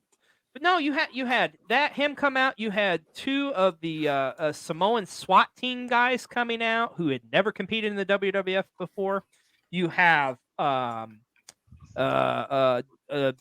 gosh, Doug Gilbert is in this Royal Rumble, and there's no reason why the fuck he's in it. Dory Funk Jr. is in this Royal Rumble, and it's just like, wait a minute, what the fuck? Dory Funk Jr., who was like the NWA champion in like the 60s and 70s, is in this fucking thing? Yeah, it's just a big head scratcher of like guys that are in it. And this is kind of another one where I think it was all kind of a foregone conclusion. You knew Shawn Michaels was going to win the damn thing. I mean, you did have Diesel in the matchup as well. But it was just like, it was plain as day. Shawn Michaels was winning the thing, and he would end up. I will say this, of eliminations, this is the one year where there's an elimination that happens, and it just pisses me the fuck off and still gets to my skin to this day. So get this. So Shawn Michaels somehow eliminates Vader and Yokozuna at the same fucking time. Mm-hmm. Because, yeah, Shawn Michaels is going to lift over 1,000 pounds over his head and just, toss it around like it's nothing. But yet we need 30, all 29 men plus a 30th for the Great Khali. Yeah, he's so tall. How? Yeah, that's what it is. All I'll say is he must have had gravity on his side. Once the minimum got going. They set a spot up where he does kind of run behind and push him over, but still, it just pisses me off. It's like, no, fuck that. And you know how much I love Shawn Michaels. I'm just saying. I know he's your boy. He's my boy toy. But there's one other thing about this Royal Rumble too. I will say is there. I don't know if anybody remembers this, but back in the day, this was I think they only did this in like 96 to 97. The WWF had a deal with this. This channel on cable television. It's called the Preview Channel, and I know a lot of you are going to be scratching your heads, especially you youngins out there. But believe it or not, when we wanted to see what was on TV, we had to either look in a TV guide, a magazine that tells you what's on TV, or you could flip it over to a channel that tells you everything that's on. But anyways, like in the top right screen, it was like a pre-show for all their pay-per-views. It was called the Free For All. And this was the first time they ever did the free-for-all. And there was a matchup on there with Duke the Dumpster Droese against Hunter Hearst Helmsley, where the winner would be the number 30th entrant and the loser would be number 1. Guess what? Triple H actually lost the damn match by DQ, and thus would be the number 1 entrant in the Royal Rumble matchup. And Duke the Dumpster would go on to be 30 and would last maybe a couple minutes or something before he get tossed out. But yeah. Fun little tidbit fact for you there. But Yeah, Shawn Michaels ends up winning this Royal Rumble. No surprise. Goes on to WrestleMania. The undercard on this show is pretty decent, I will say. They do have a match between Ahmed Johnson and Jeff Jarrett. It's like kind of like, who gives a shit? And then then they have the Smoking Guns against the Body Donis for the tag team titles. But there is a really good matchup with Razor Ramon defending the Intercontinental title against Goldust. And this was a great storyline those guys had going at that time. And this would be Goldust winning his very first Intercontinental Championship in a big moment. Also, too, this would actually be the debut of Marlena, his manager, or his wife, Terry Runnels. So, but the main event of this show was a great WWF title match. It just ended in controversy. What was Bret Hart defending against The Undertaker. And like the top baby faces going at it one-on-one.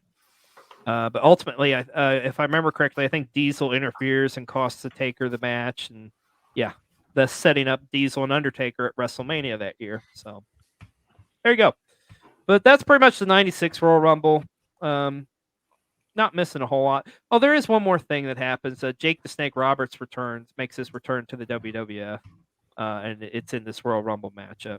So there is a funny spot with Jerry Lawler where he like gets like the snake put on him and he's like scared shitless, and he actually goes and hides underneath the ring, which is a great strategy we would see a couple times throughout the years. But this was the first time it was done, where literally hid underneath the ring and stayed there for like 40 minutes or something before like he got pulled out.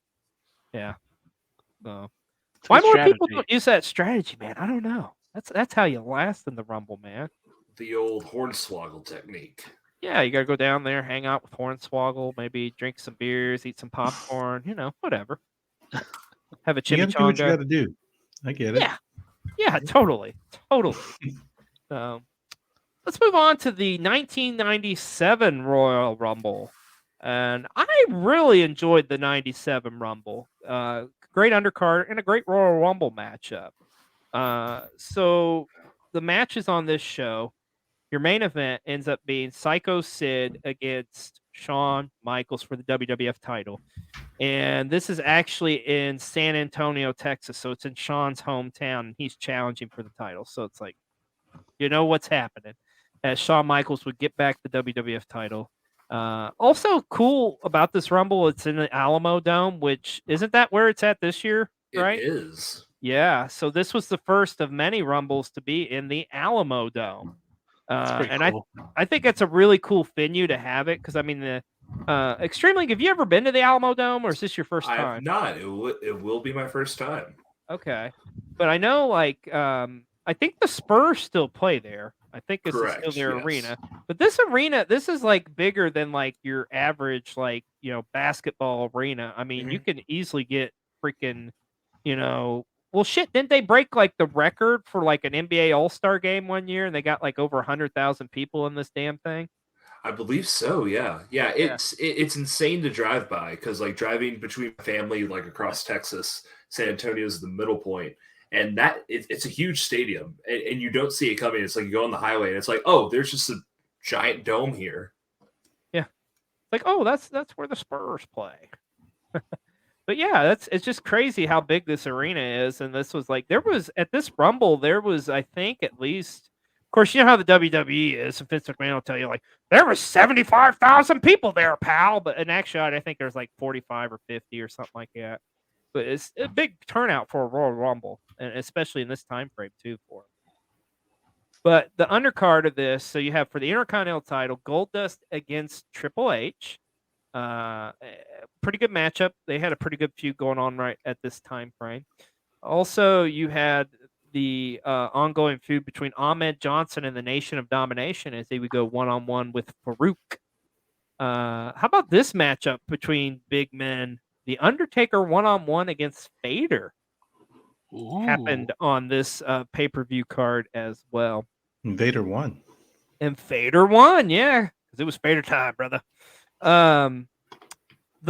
Here's an interesting tidbit, since it is in the Texas area. Like, they actually partnered up with CMLL, and they actually had a 6-man tag team matchup on this with some of the CMLL stars at the time, like Perro Guayo, Pereza Guerrero, Heavy Metal, Hector Garza, El Connect, and a couple of those guys in this matchup. But they had like a 6-man like CMLL traditional matchup, and it was interesting to listen to commentary too because it's like kind of like Vince is just kind of like, oh, okay, and like JR's like actually doing like legit like telling like who the fuck these people are and stuff.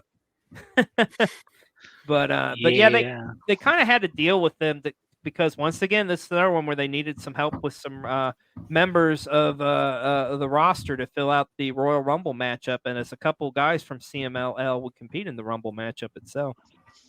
But this Rumble matchup is known for another controversial finish, because when you're getting down to your final, I think it's your final 6 guys, I want to say 6 or 7 guys.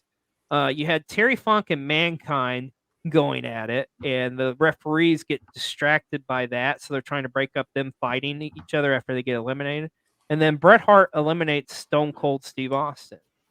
Or does he? Because no referees see it, right? So then Stone Cold gets back into the ring, eliminates Vader and The Undertaker, and then Bret Hart actually eliminates Diesel, the fake Diesel, played by Kane, of all people. Poor Kane. God, when he first the dentist, then he's fake Diesel. But thank God, the end of the year, he becomes Kane. But anyways, so then you think Bret Hart's won the matchup, but then Steve Austin comes from behind, dumps his ass, and thus is declared the Royal Rumble winner and win his first Royal Rumble. And something to keep in mind too, we're getting close to that Austin 316 like Stone Cold that everybody loves, but he's still kind of working as like a heel, and Bret Hart's the babyface. And yes, I was going to talk about that. Yeah, Mil Mascaras is one of the guys in this matchup in the Rumble, and he won't sell or put fucking anybody over. Like, he ends up eliminating his dumb ass self by jumping off the top rope, and he's trying to get back in the ring and shit, and they're just like, "No, you're gone, dude." So yeah, they're not gonna do it because with the Macho Man, because there was a rhyme or reason there. This, it's kind of like, well, fuck, we just kind of invited you here just to have you, so get the fuck out. Here's your payment. But yeah, so Stone Cold wins this Royal Rumble, and it's kind of like, it's really kind of he's getting very close to being that Stone Cold we all know and love, and it would really kind of help as part of the storyline for Stone Cold against Bret Hart at WrestleMania, where they would have the switch essentially. But Bret Hart at the end of this Rumble is just pretty much going off about how he's got like screwed and stuff like that, and it's just so eerie to see. It's funny because I was actually watching this with my wife earlier today, this Rumble. And my wife, who never watches wrestling, she just kind of comments, she's like, God, Bret Hart got screwed all the time, didn't he? It's like, see, honey, this is why I love him so much, because he gets fucked over all the time. But anyways, yeah, but that was the 97 Royal Rumble. All right, now, boys, I think we're going to get into some era of some Royal Rumbles you remember. Let's talk about the 1998 Royal Rumble, the first real Royal Rumble of the Attitude Era. And I know, Shooting Star, you said this was kind of like your first real memory of a Rumble. What was your favorite thing you liked about this Rumble? I think I consider Stone Cold my GOAT. And he had just won the Rumble the year before in 97, but he really became the Stone Cold that we know and love. And he just, that this was the culmination of that, and then his feud with Mr. McMahon and everything that led to all of that. So this is him winning this Rumble, going back to back like that, I think was really, really cool. And just the evolution, and even going back to the Rumble before in 96, it's just kind of what a difference a year makes, because he was in that Rumble as the ringmaster. And then he wins. He gets eliminated by Fatu, and then the next 2 years he wins the Royal Rumble back to back as Stone Cold. So huge. Just shows you what a difference a year can make, and what a difference a gimmick change can make as well. No kidding, man. Here's an interesting. I'm glad you brought that up, because I forgot to mention that interesting tidbit.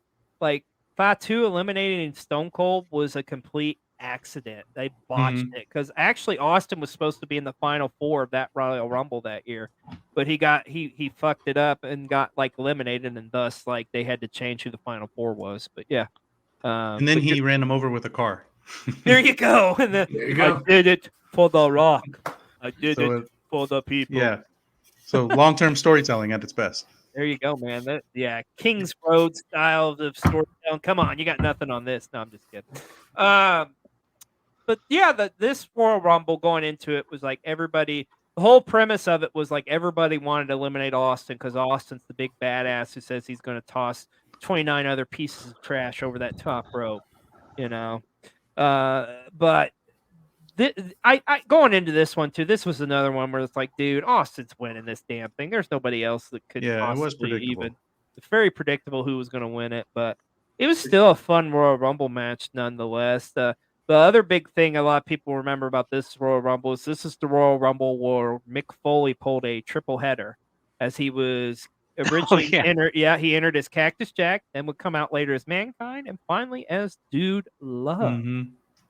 So I'll tell you one thing about this Rumble too, man. You talk about factions at their just their most in the Rumble. You got like 3 members of the Disciples of Apocalypse in this, 5 members of the Nation of Domination in this damn matchup. You got both the Goblin Brothers. You've got the Headbangers are in this one.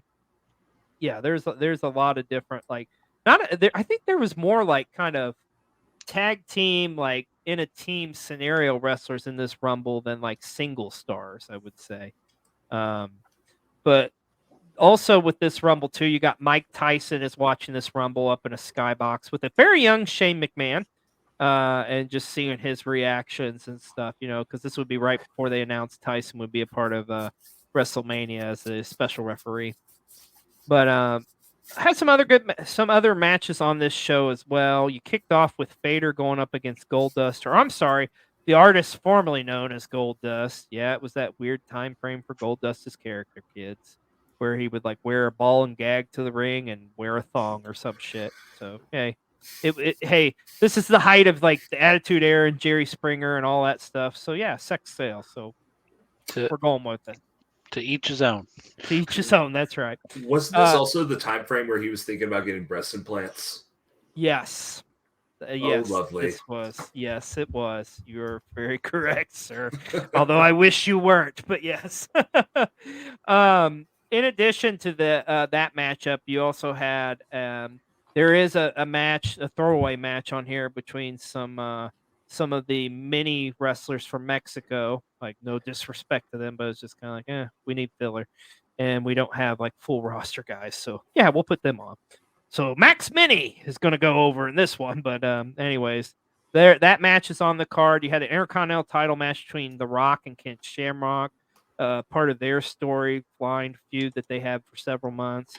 How about this tag team title matchup? Talking about generational talents meeting generational talents. The New Age Outlaws defending against the Road Warriors, the Legion of Doom.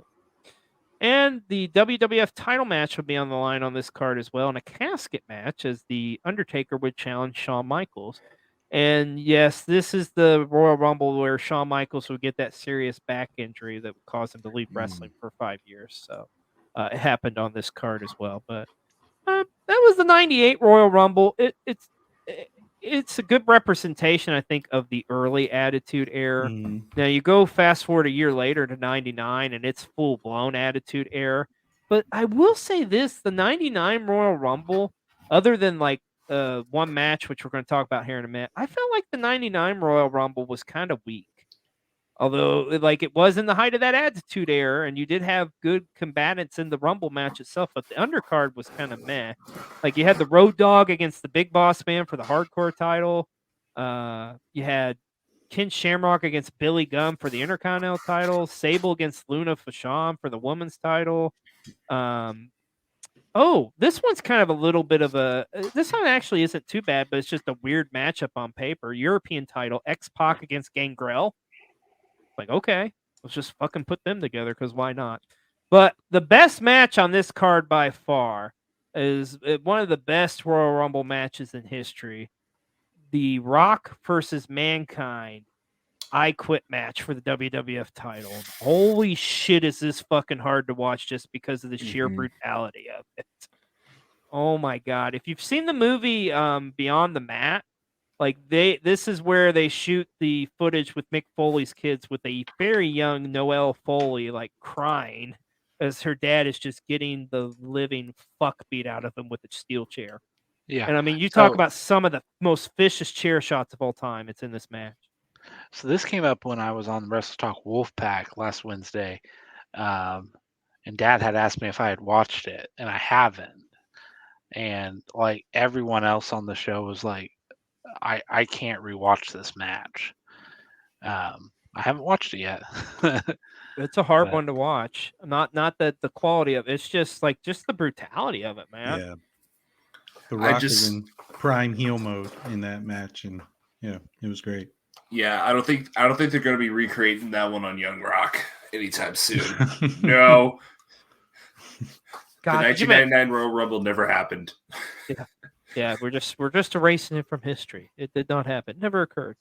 But yeah, dude, the chair shots in this matchup. The finish was very creative with Foley just pretty much being knocked out, and they pretty much just kind of took a voice recording of Mick Foley saying "I quit" and play it on the PA system. So, and that's a good point too. There, yeah. The Rock wearing a shirt because of roid boob surgery. That's probably going to be the real reason they don't do it on the Young Rock. Just saying. but It's yeah, not the irreversible CTE. It's the roid boobs. it's roid. It's always the roid boobs. So Rock's I- got a brain to protect. It makes sense. Yeah. So, Mr. B-roll, you're looking like you're kind of a little confused. So Yeah. at the time, this is legit. At the time, The Rock had just come off some surgery he had done aesthetically to improve his chest area. Let's put it in that way. Yeah. In fairness, they were nice boobs. If you smell what you're cooking, and I do, Yellow Shoe Guy. But yeah, that match though was an excellent title match, but it is a hard pill to swallow. But let's get to the Royal Rumble matchup itself, which you have once again at the height of the Attitude Era. You've got like DX is in this one, Triple H, Billy Gunn, Road Dogg, X-Pac. You've got like Gangrel, Edge, Christian. Well, I can't remember if Christian. I don't think Christian's in this. Edge is though. And then you've got like the corporation represented by like Ken Shamrock, the Big Boss Man, Test, and then the big storyline with this was like Steve Austin was the number one entrant, Vince McMahon was number two, and like originally Vince was supposed to be the 30th entrant, but they had a match on Monday Night Raw the week prior. It was called the Corporate Royal Rumble, where it was just pretty much the corporation against DX. And in actuality, China would win that, and she made history in this Royal Rumble as she became the very first female to ever enter a Royal Rumble matchup, as she entered at number 30. One of the big storylines, another big storyline with this Royal Rumble was Vince McMahon pretty much putting a bounty on Steve Austin's head. It was like whoever eliminated him, he was going to pay them like, I don't know, $10,000 or something like that. And they end up, the corporation, they do jump Steve Austin like in the middle of this matchup.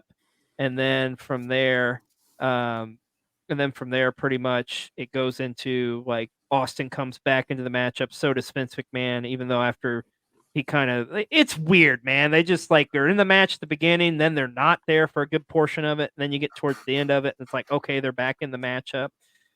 And the final two, it comes down to Austin and McMahon. And guess what? Vince McMahon won the fucking Royal Rumble. Yeah. He put himself over. He put himself over. One thing I remember about this Royal Rumble, this is going to sound weird, but one of the things I remember most about this Royal Rumble is the WWF at the time. They were doing like right after they were doing post shows on the Home Shopping Network. Yeah. So it was like I would tune over to the Home Shopping Network just to see. Yeah, they were peddling and selling merch and shit, but I was also watching the backstage interviews. And they interview Vince, and he's like just drunk as shit, pretty much. And it's just like, okay, yeah, that's interesting. But yeah, that's the 99 Royal Rumble. But if you go a year later, this is where I think you get to the meats and the potatoes of the great Royal Rumbles of the Attitude Era. The 2000 Royal Rumble is fucking awesome. Probably one of my favorite Royal Rumble pay-per-views. Now the Rumble match itself's not like as grandiose, I think, as the rest of the card, but the rest of the card, it's just a good fucking show. Number one, it kicks off with Kurt Angle going up against a mystery opponent who ended up being a debuting Taz. And this is like they bring in badass like ECW Taz too. This isn't like the bullshit like where we see him wearing like he looks like he worked in a fucking mechanic shop or like as a mechanic in a body shop or something. No, this is like badass singlet Taz. I'm going to come and I'm going to murder you and your family, Taz. And it was a really good matchup too. And actually, Taz would be the first guy to defeat Kurt Angle. So, and it happens in this matchup. You also have the very first tag team tables matches on this card too, with the Dudleys going up against the Hardy Boys, which is a really awesome matchup. You have a tag team title match with the New Age Outlaws against the Acolytes, or the APA. Intercontinental title on the line with the Chris Jericho defending against China and Hardcore Holly. That's kind of a weird fucking threesome, but yeah, they had a three-way match. Weird threesome. Yeah, I said that. But anyways, that match happened on this card. But probably the greatest moment in Royal Rumble history happens on this card. One of the greatest things you'll ever see on a Royal Rumble. And no, I'm not talking about the WWF title match. I'll get to that in a minute. How about the bikini contest where Mae Young shows her tits? That's right. This happened on this show, folks. If you want to see some 80-year-old saggy boobs, this is the show for you. And I'm not bullshitting you, Mr. B-Roll. This actually happened where Mae Young flashed the Madison Square Garden crowd. Which is crazy, too, because literally a month later, she miscarried the hand, her and Mark Henry's hand. So, yeah. Actually, no, it is canon that the hand is alive and a physical being. We did get that on an episode of Raw. Oh, that's true. That's true. So this is still there. The hand is very well alive. And the hand is what cost Sami Zayn his WrestleMania match this year against Johnny Knoxville. Yeah. Oh, that's true. Yeah, Yeah. that is. That is. That's a So valid the point. hand Full circle. lives. Yeah. Yeah. But the 2000 Royal Rumble, your WWF title match, this is legit. This is probably one of the best WWF title matches. As good as the year's one was before, this one's, I think, better. Triple H against Cactus Jack. Fuck, this is a good matchup. Maybe yes, Chef's Kiss. Chef's Kiss. Like this is like the awesome. pinnacle of Attitude Era, just the physicality and the brutality of a street fight. Oh my god, this is one you got to watch. B-roll, like seriously. I would watch this before I watch Rock and Mankind, honestly, because like this one, it's just they're both good, but this one to me is just it's the better matchup. And this is the height of Triple H being like the badass heel too, as well. There's a really sick spot too where like Triple H gets backdropped through like some pallets, and a piece of the wooden pallet like goes through his like his calf pretty much, and you can see like the fucking splintered wood sticking out if you look close enough. It's gross, man. Yeah, and then he literally just pulls it out, and it's just like, all right, cool. Got to keep going. But this is like a classic, just a 30-minute brawl, man. Now the Royal Rumble match itself. Once again, this is another year where I think it's pretty much a foregone conclusion. You know who's going to win the Royal Rumble, and it would be The Rock. But it would come down to The Rock and the Big Show, and the Big Show was kind of the other person you thought could maybe win it. But this, to me, this Royal Rumble, when I think of this Royal Rumble, you want the match itself. You know what always comes to my mind first and foremost? WWF No Mercy on Nintendo 64, man. Because it's like the same roster on that damn game, and they're all coming out and shit. Yeah, it's hey. If you want to get technical, the Big Show won this Royal Rumble. That's true. Technically, he did. As it was later. Yeah, because the Rock got like clotheslined over the ropes or something, but they tried to say that his feet never touched the ground, but you can clearly see in the replay he's using the momentum and his feet do touch the ground to lift himself back into the ring. So Big Show is the rightful winner of the Royal Rumble, but they had a match at No Way Out in 2000 to determine who got the WrestleMania spot. That's right. And that year in WrestleMania, you would go on to actually end up having a 4-way match. So this is kind of one of those ones where it doesn't really matter who the hell won the Rumble. Welcome to they're all gonna be- WWE, where everything's made up Somehow- and the points don't matter. Yeah, Triple H was in there, The Rock, Big Show, Mick and Foley, Mick Foley. who Yeah, had just retired. But it was like, and there I was need you. a McMahon in every corner too. That was even That's right. made it even weirder. That is correct. All right, we're going to talk about one more Royal Rumble tonight here before we wrap up here, and it's probably my favorite Royal Rumble match, 2001 Royal Rumble. If people ask me if they want to see a pay-per-view from the Attitude Era that just personifies the greatness of the Attitude Era, I go with WrestleMania 17 and this Royal Rumble. Like top to bottom, this is just a great fucking card, man.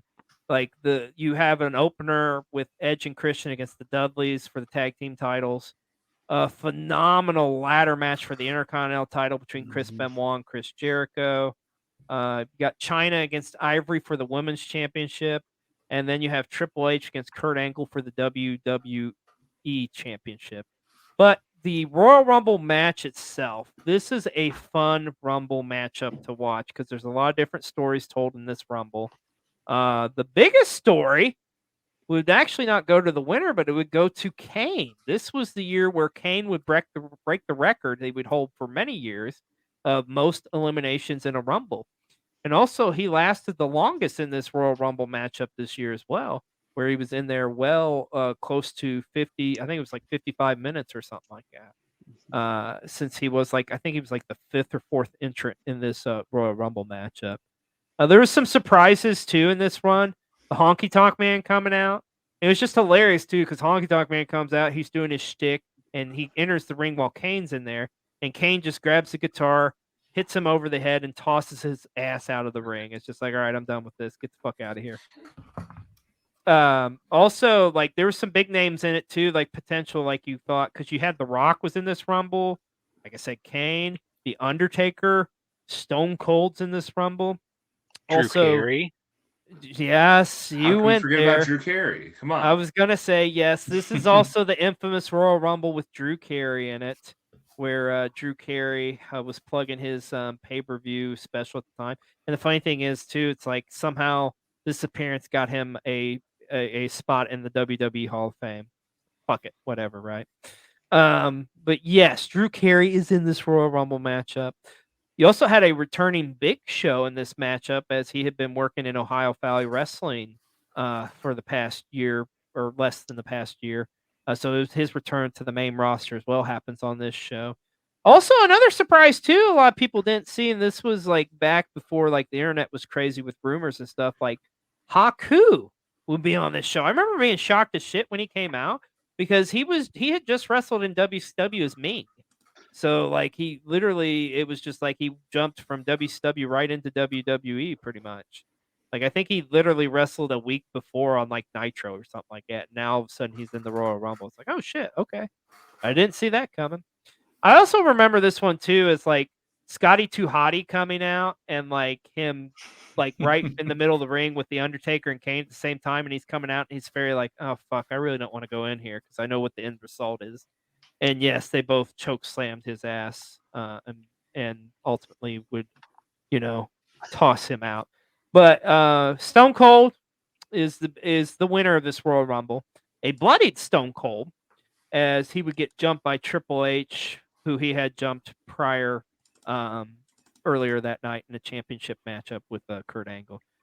But yeah, Stone Cold ends up coming out into this Royal Rumble matchup, and I think he's at 27, I want to say, which is a pretty good spot for everybody. I think 27's got the most winners of all time, I believe. And then, of course, Stone Cold ends up winning his 3rd Royal Rumble, which a record that is still yet to be broken to this day, folks, where Stone Cold Steve Austin has won the most Royal Rumble matchups. So, guys, I got to ask you, out of the Rumbles we covered here tonight, which is your favorite? Mine's 2001. 2001. Yeah. Yeah, 2001. I love 92, but 2001's my favorite, I think, just from top to bottom. It's just a solid card. It's one of the greatest Royal Rumble cards of all time. So, and like I say, it's at the height of the Attitude Era. Well, folks, we have reached the end of our show here. as we have covered the Royal Rumbles all the way from the beginning up to the Attitude Era. And as we always like to do with our shows, how about we get one more Plug-a-Palooza in? You think we got time for that? Yeah, I think I got you, buddy. I want to start off so I don't forget it. Extreme League. I'm gonna throw you up first, so I don't forget to mention it. Go ahead and fill us in one last time. All right, one last time. This Friday, January 20th, 8 p.m. to 10 p.m. Eastern at the Xander Effect Twitch channel, and I will also be simulcasting on the Extreme League Wrestling YouTube channel. We are doing a charity live stream for Tabula Rasa, Domestic Violence Inc., helping people who have been affected by domestic violence in their lives, helping people get resources and live in safe situations. So if you can donate, you'll be entered in for a live giveaway. And if you can't donate, come by, watch, share. We just want to have a good time with this. And also check out my YouTube. I just dropped a new video today. And TikTok, Extreme League Wrestling everywhere. And thank you guys so much for having me on today. Yeah, we Thank you, greatly appreciate it. And like I've said before, we're honored to be able to come on the 20th. It's going to be a lot of fun. We're going to play some games, and ultimately, it's all going to a good cause. So, hey, it's awesome. Happy to be able to be a part of it. Also, one last thing I want to mention too. Haven't mentioned this earlier in the show. We are currently with Dad Hat. Do have a link for him with a registry. I guess you could say we're kind of having a baby shower if you really wanted to get technical. But it's kind of Wrestle like Talk baby shower. It's kind of like if you want to, cool. If not, it's totally okay too. But yeah, I know he greatly appreciates it. So yeah, thank you everybody for joining us over here on the Panda Wrestling Company. Definitely, especially thank you to our two guests. Invite you to go ahead and follow, hit the subscribe button. If you don't feel like paying for it, even though we think we're worth it, you can use your Amazon Prime membership to get a free Twitch membership. All you have to do is link it to your Twitch, and it gets you one free subscription to any Twitch channel. So why not use it on the PWC? We are sponsored each and every single week by Rootless Coffee, because it is a Damn. fine cup of coffee. Tell them what we got going on Cold TV while I take my shot to close out the show. Absolutely, my friend. You've earned that shot. This week on Cold TV on Wednesday, we got a very special vlog where I was able to attend a local wrestling show here in my hometown, Emerge Wrestling's Emergence Day. So you can see the highlights of that really fun independent show I got to attend with my dad this upcoming Wednesday. And Thursday, you can catch a replay of Learning the Ropes. And that's what we got on Cold TV this week. It is going to be a good week. And hey, when we're on the road to WrestleMania. So exciting times to come ahead. Hey, real quick, speaking quick shout out. If you're going to the Warrior Wrestling Show this upcoming Saturday in South Bend, hit us up because Mr. B-Roll and I will be there in attendance for this show. But speaking of things that are going on currently, the one thing I want to mention is, this is part one. Next week we'll be doing our part two. So we'll be going, over the rest of them from we have a special guest. Yeah. From 2002 up to present day. And we got a very special guest coming on. Our buddy Michael Wayne will be returning to the show, as well as we'll probably have some other guests as well. Yeah, you never know. We could have a surprise, you never know. But speaking of what's going on in wrestling currently, Shooting Star Press does a twice a week podcast with our good friend MWO as well, who's been on this show as well. They're talking all things WWE and AEW. Shooting Star Press, one last time, tell us where we can find you. It is Two Dudes with Attitudes. We're on Twitch, Two Dudes with Attitudes Pod, at Two Dudes with Attitudes on YouTube. And like I said, we go live twice a week, Wednesdays and Fridays, 1 p.m. Eastern time on both days. Wednesdays dedicated to WWE, Fridays dedicated to AEW. And if you can't watch us. You don't, if you don't want to look at us, you can just hear the soothing sounds of our voice on Apple and Spotify, because we're out there too. So you don't got to watch us, but you got to look. You don't have to look at us, but you got to listen to us. So, and this Wednesday we have Santi from Straight Shoot Podcast coming on board. He's going to be our first special guest, as we are now in double digits, and we figured this was a perfect time to bring him on.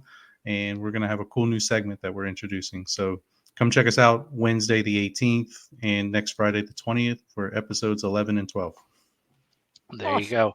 Awesome. We thank you both for joining us, and I'm going to put you both on the spot right here, right now, to close the show, since we're not going to have you next week. So XLJ, you're off the hook because you'll be here next week. But I want to hear for this year, who's your Royal Rumble Rumble pick. winner? There you go. Yeah, that shot's getting to you. I can tell. Yeah. We got there. You go for it. could- Go first. You can start male or female. I'm gonna have to pick Mommy for the women's match, that being Rhea Ripley, and then I feel like it's a safe pick, but Cody Rhodes. Like, let's just do it. Or hear me out, double elimination spot with him and The Rock, and then that's how we get the at least one of the titles off of Roman. We basically do the ending to 94. There you go. Just the only thing you wouldn't have is Lex Luger getting his dick flashed on the screen. I'm So yeah. fine with that, though. I'm cool. I'm good. I'm solid. Yeah, I'm going Rhea Ripley as well. I think she should win if she's the best thing going in the women's division right now. And I think she should win the title at WrestleMania too. And for the men, I'm going to go against the grain. I don't think it's going to be Cody Rhodes, and I don't think it's going to be The Rock. It probably will be one of those two, but I think it should be none other than Sami Uso himself. Perfect ending to a great story. Have him win and dethrone Roman Reigns at WrestleMania. I think it's perfect. Let him win the Royal Rumble. Give him his shot. He's carried the bloodline. He's been the focal point of WWE. He's been the most over guy on their roster. It's his time. It's his year. Let him win. If that happens, could you imagine? Are we in the middle of the Usi movement, just like the Yes movement, where he just hijacks WrestleMania? I would love it. Oh man, bring it on! Mania. Usi Mania, baby. Lucy Mania is running wild. Let's do it. Yeah, let's do it. Love it. Make it happen. Book it. Vince, Triple H, whoever. Tony Khan, whoever's owning WWE, book it. Make it happen. Saudi Arabia, who knows? Yeah, Mickey Mouse. Yeah, Jeff Bezos, whoever. Oh, that sounds like some good shit, pal. Let's do it. On that note, ladies and gentlemen, we thank you for joining us. Yeah, thanks for having us. Hoping everybody has a good night, and we'll catch you all next time.